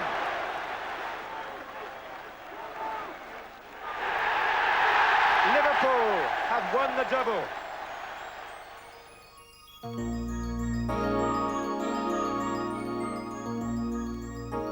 The new season saw a hardened Everton determined not to finish second again. As live matches on a Sunday afternoon took over from recorded highlights, the Match of the Day audience had an early taste of Kendall's revenge. Good header by Sharp. Power. Good cross. Sharp. Hit the bar. And in.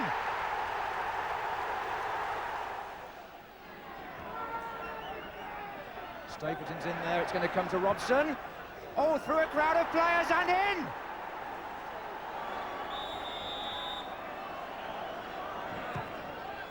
Sharp. Watson's in there. Sheedy! Goal! Everton are back in front in stoppage time at the end of the first half. And here's Sharp against Moran, and he's put Langley through. Heath's coming inside to join him. There's Heath.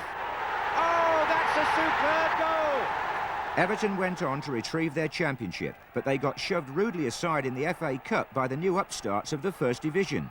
No team was keen to go to Plough Lane, but the cameras couldn't ignore Wimbledon. We're going to be in for a ding-dong cup tie if it's like this. Trevor Stephen.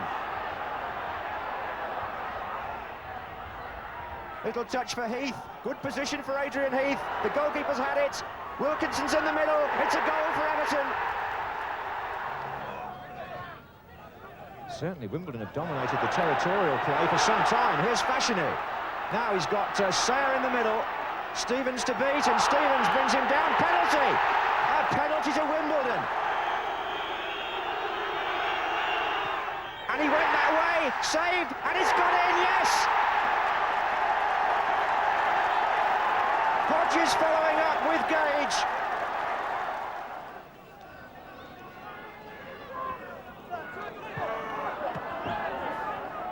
Quarter of an hour gone in the second half. Wimbledon 1, Everton 1.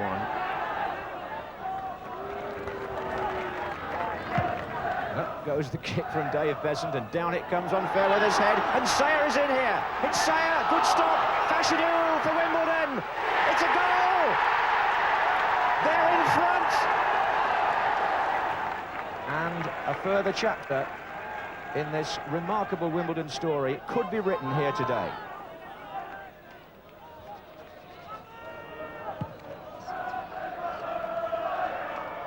Fashanu, Sayer! Sayer! Yes, it's there! It's 3-1, and surely they've done it now! Andy Sayer. And Wimbledon carve another huge hole in the Everton defence, and maybe carve another niche in history. Wimbledon lost to Spurs in the 6th round when the real drama came at Highbury. Sims and Quinn together again, forward by Adams. Rostron with Groves, Hayes trying to sneak in, and McClelland away. Oh, Allinson! John McClelland in a terrible mix-up with Tony Coton, and Ian Allinson took advantage. Good turn by David Bardsley. Blissett, good goal. Simple, but so well executed. Bardsley. And he's gone around Sansom. Barnes has come in. Oh, a fine goal by John Barnes. Quinn with Sims. Oh, the flag's up on the far side. The referee hasn't seen it. Blissett's away for Watford. Controversy here looming. He's onside, is Blissett. And Lukic is saved. And Blissett again. A goal. But Arsenal must go back to the referee because the linesman on the far side was flagging in the previous attack. He wasn't seen. The referee played on, and Blissett scored at the other end. But he's right to consult his linesman because there was a flag. Whether it was for a penalty, I'm not sure. Because the linesman raised the flag, the referee didn't look across, so we never saw it go across his chest. But did he see a foul or not at the other end in the previous attack? Because his flag was certainly up. Now what does Brian Stevens do here? Involved in controversy in the Arsenal-Watford fixture for the second time running this season, and he has awarded a goal to Watford.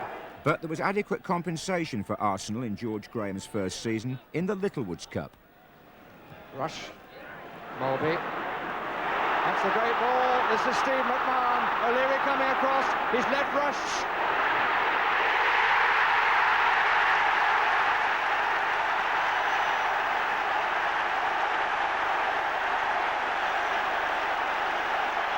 It's such a familiar sight Arsenal caught absolutely dead. Look at them poised. You think it was just out of 100 metres. Davis hit the wall. Sanson. Anderson. Adams. Nicholas off the post. Anderson. Yes, it's gone in. It's Charlie. Charlie Nicholas has done it. Sanson. Groves. He's away from Gillespie. Nicholas and Rocastle in the area. Nicholas. Yes! Got a deflection, I think. Quite a year for North London at Wembley. Spurs, going for their 8th win in 8 FA Cup finals, were 2-1 up against Coventry City.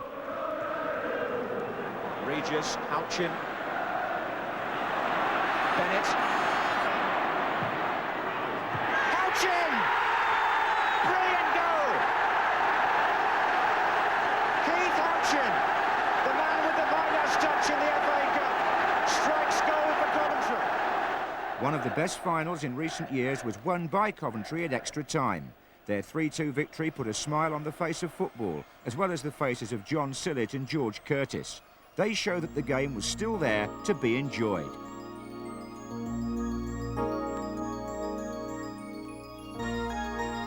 So did John Barnes when he signed for Liverpool in the summer of 1987. A season without trophies meant Dalglish spent boldly, signing Peter Beardsley and John Aldridge. The effect was instant. Here's Barnes. Number 7, Beardsley. And there goes Barnes again. Danger here. Aldridge far post. John Anderson and Steve Nicol. What a simple goal for Liverpool, and Steve Nicol puts it away with some aplomb. Lawrenson has now found room in the Newcastle penalty area. This is Venison. And here's Barnes. And Aldridge this time, 2-0.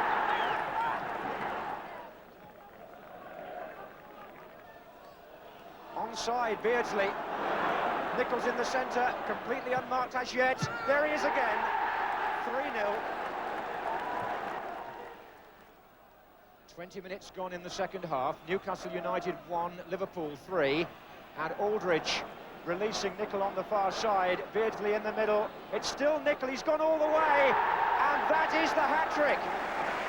Queen's Park Rangers were the early leaders of the First Division until they came to Anfield. Barnes cross. Oh, Greg Johnston.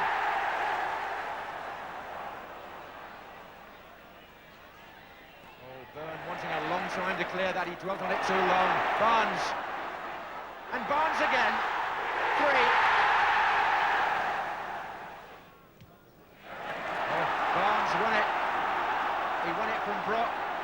He's got Beardsley going to his left. It's still Barnes. That's a fabulous individual goal. Next came champions Everton.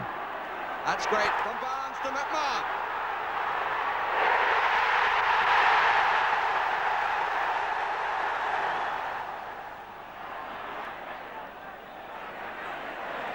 Barnes. Oh, lovely back heel. McMahon. Aldridge. Good challenge. Beardsley. Oh, that's a lovely goal. That's a lovely goal. By the new year, when Arsenal were visitors, Liverpool were unstoppable. Barnes took on Caesar. Still Barnes. Brilliant. Harton couldn't convert. McMahon 3 in the way. Tony Adams only got a foot to it. Well, McMahon won that back wonderfully well. Beardsley. Oh, a goal for Aldridge. Right on half-time, it's John Aldridge. Aldridge. Beardsley. Oh, brilliantly done by Peter Beardsley. In the FA Cup, Liverpool looked just as formidable, especially in the semi-final. Barnes is on the left wing, running past Chettle now. Well found by McMahon. Aldridge is in the centre. Still Barnes. Penalty. Penalty to Liverpool. And it's down now to John Aldridge, who scores.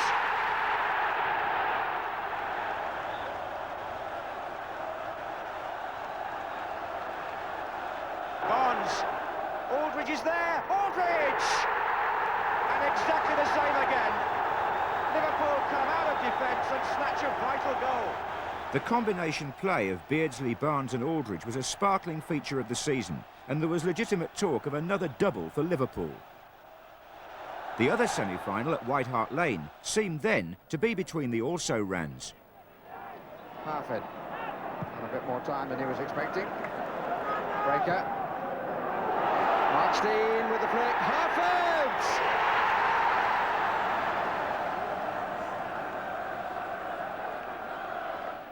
Young coming in, so is Fashanu, and Dibble drops it, and a penalty. It's quite right. Dibble certainly held the legs of Terry Gibson. Absolutely no doubt about it. So John Fashanu with the chance for his 21st goal of the season to make it 1-1. And he takes it in such a simple fashion. All the applause is now at the other end of the ground.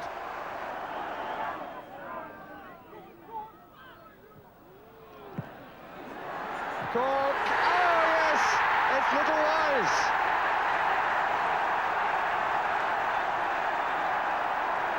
Came from nowhere as far as the Luton defence were concerned. Bobby Gould there to join in the congratulations, but probably trying to tell his players to calm down. This is not a time to let the fact that you're in the lead go to your head, and he knows that. And when they got to Wembley, it was a Wimbledon head that turned the form book upside down. Here's Beardsley.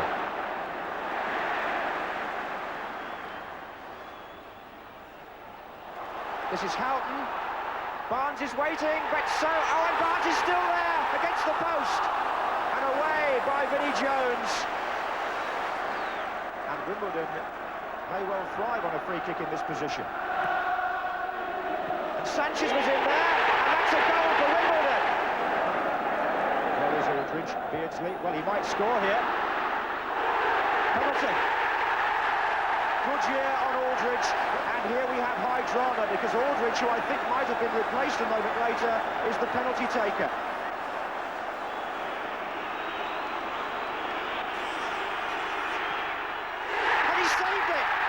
The first penalty save in an FA Cup final completed Wimbledon's tale of the unexpected.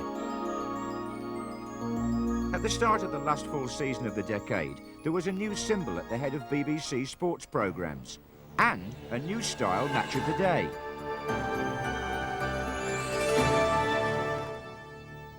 Come on, it hasn't been that long. You know it. Of course you do. Ready? 1, 2, 3.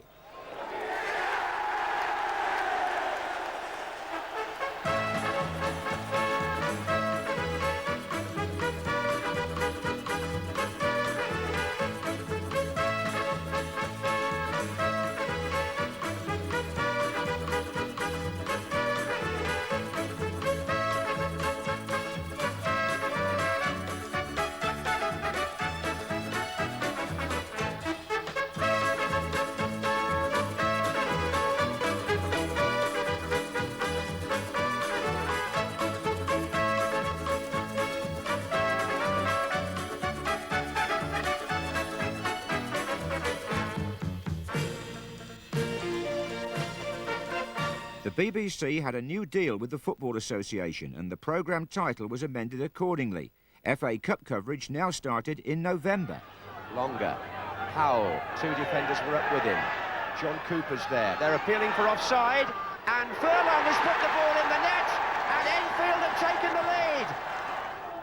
Well, are we going to see one of the shocks of the first round here at Southbury Road, Enfield? But Orient may have other ideas. Ward here with the shot, and it's in. They had other ideas, and poor Ward had the best one. Enfield eventually knocked out Leyton Orient, and the cameras focused on another giant-killing act at Rockingham Road, Kettering, in the second round. Mayhew, Brown. Yes, the diving header on the far side by Cook.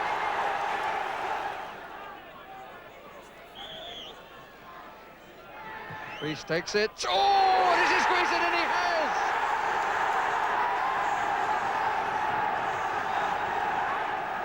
Two waiting. Moss, Cook, It's 2-1. The excitement of the FA Cup draw now came live to BBC viewers, although nobody could have foreseen what one particular third-round pairing would do for suburban Surrey. Number 60. Sutton United. Number 11. Against Coventry City.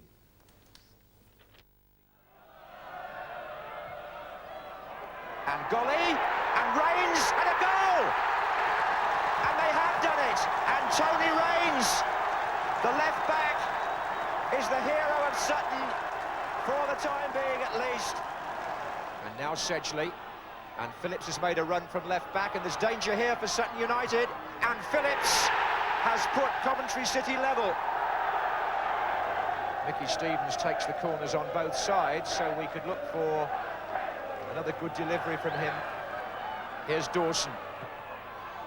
Oh, and driven in! And number 11, Matthew Hanlon, followed that in. And Sutton have done it again from a corner kick, bringing this little ground to life once more. And the Coventry defence was standing still.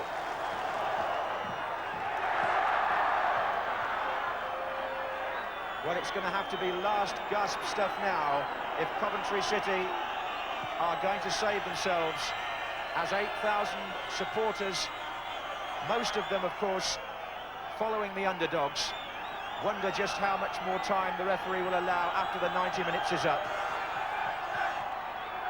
Robin Jones at right back concedes the corner. This could be Coventry's last chance.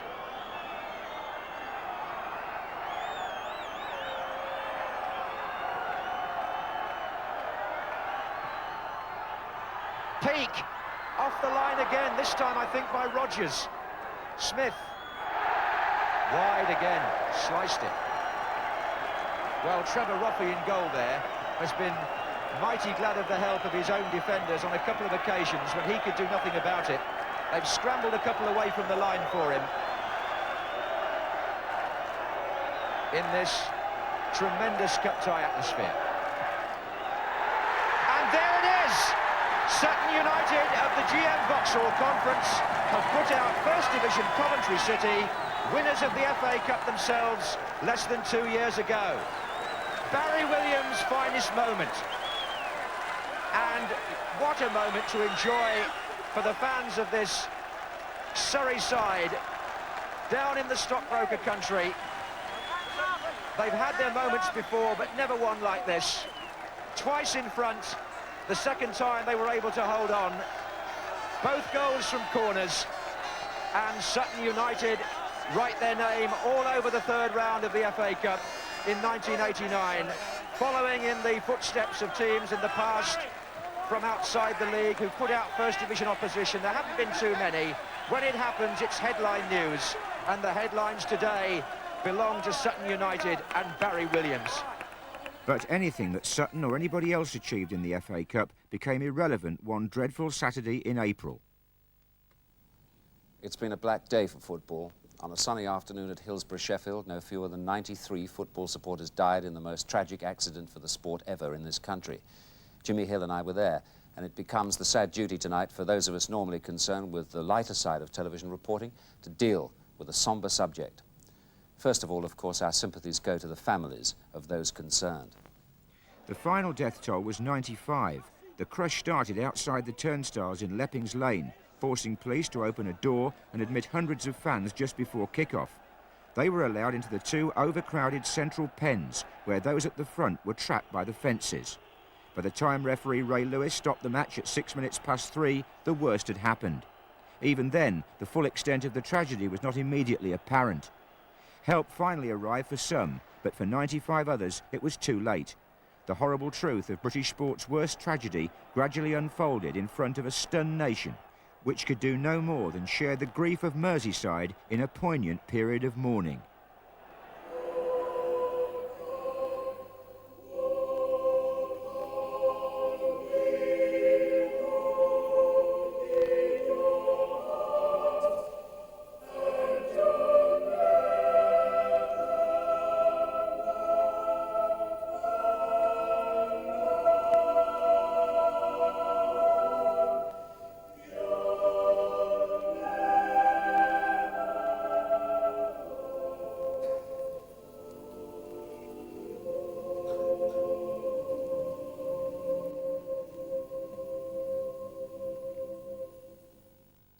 Liverpool's playing staff attended all the funerals and gave much support to the victims' families.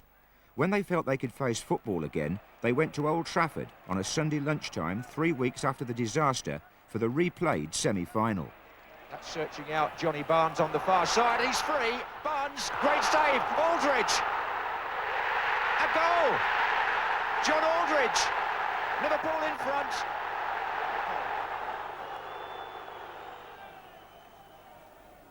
There's Chapman. Oh, McMahon made a mistake and Clough couldn't quite get there. And Webb had a deflection and that's got in. It's a goal for Nottingham Forest.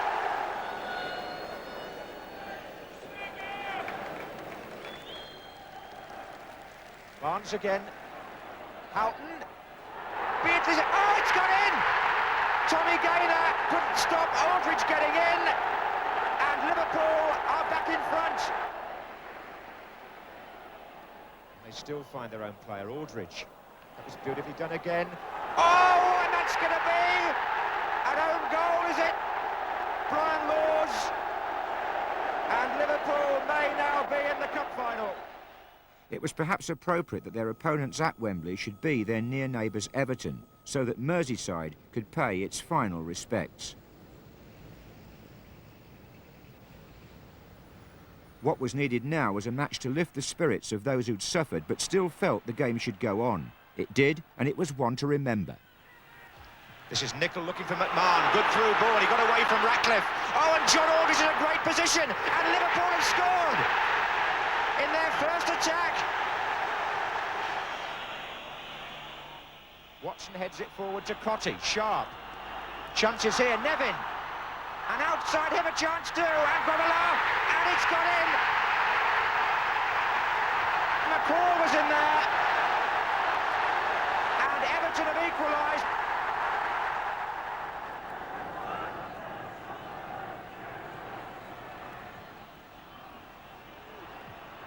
Nicol. Oh, there's Rush in there. Rush! Goal! Ian Rush! Liverpool back in front. Ratcliffe. Watson's up. Here's McCall again. Oh, yes! It's 2-2. And it's the same player. Stuart McCall. Houghton. Whelan. McMahon. Barnes. Rush! Goal!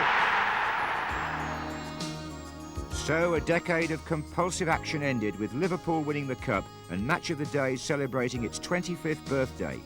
The faces of the 80s had helped keep the programme at the forefront of television sport.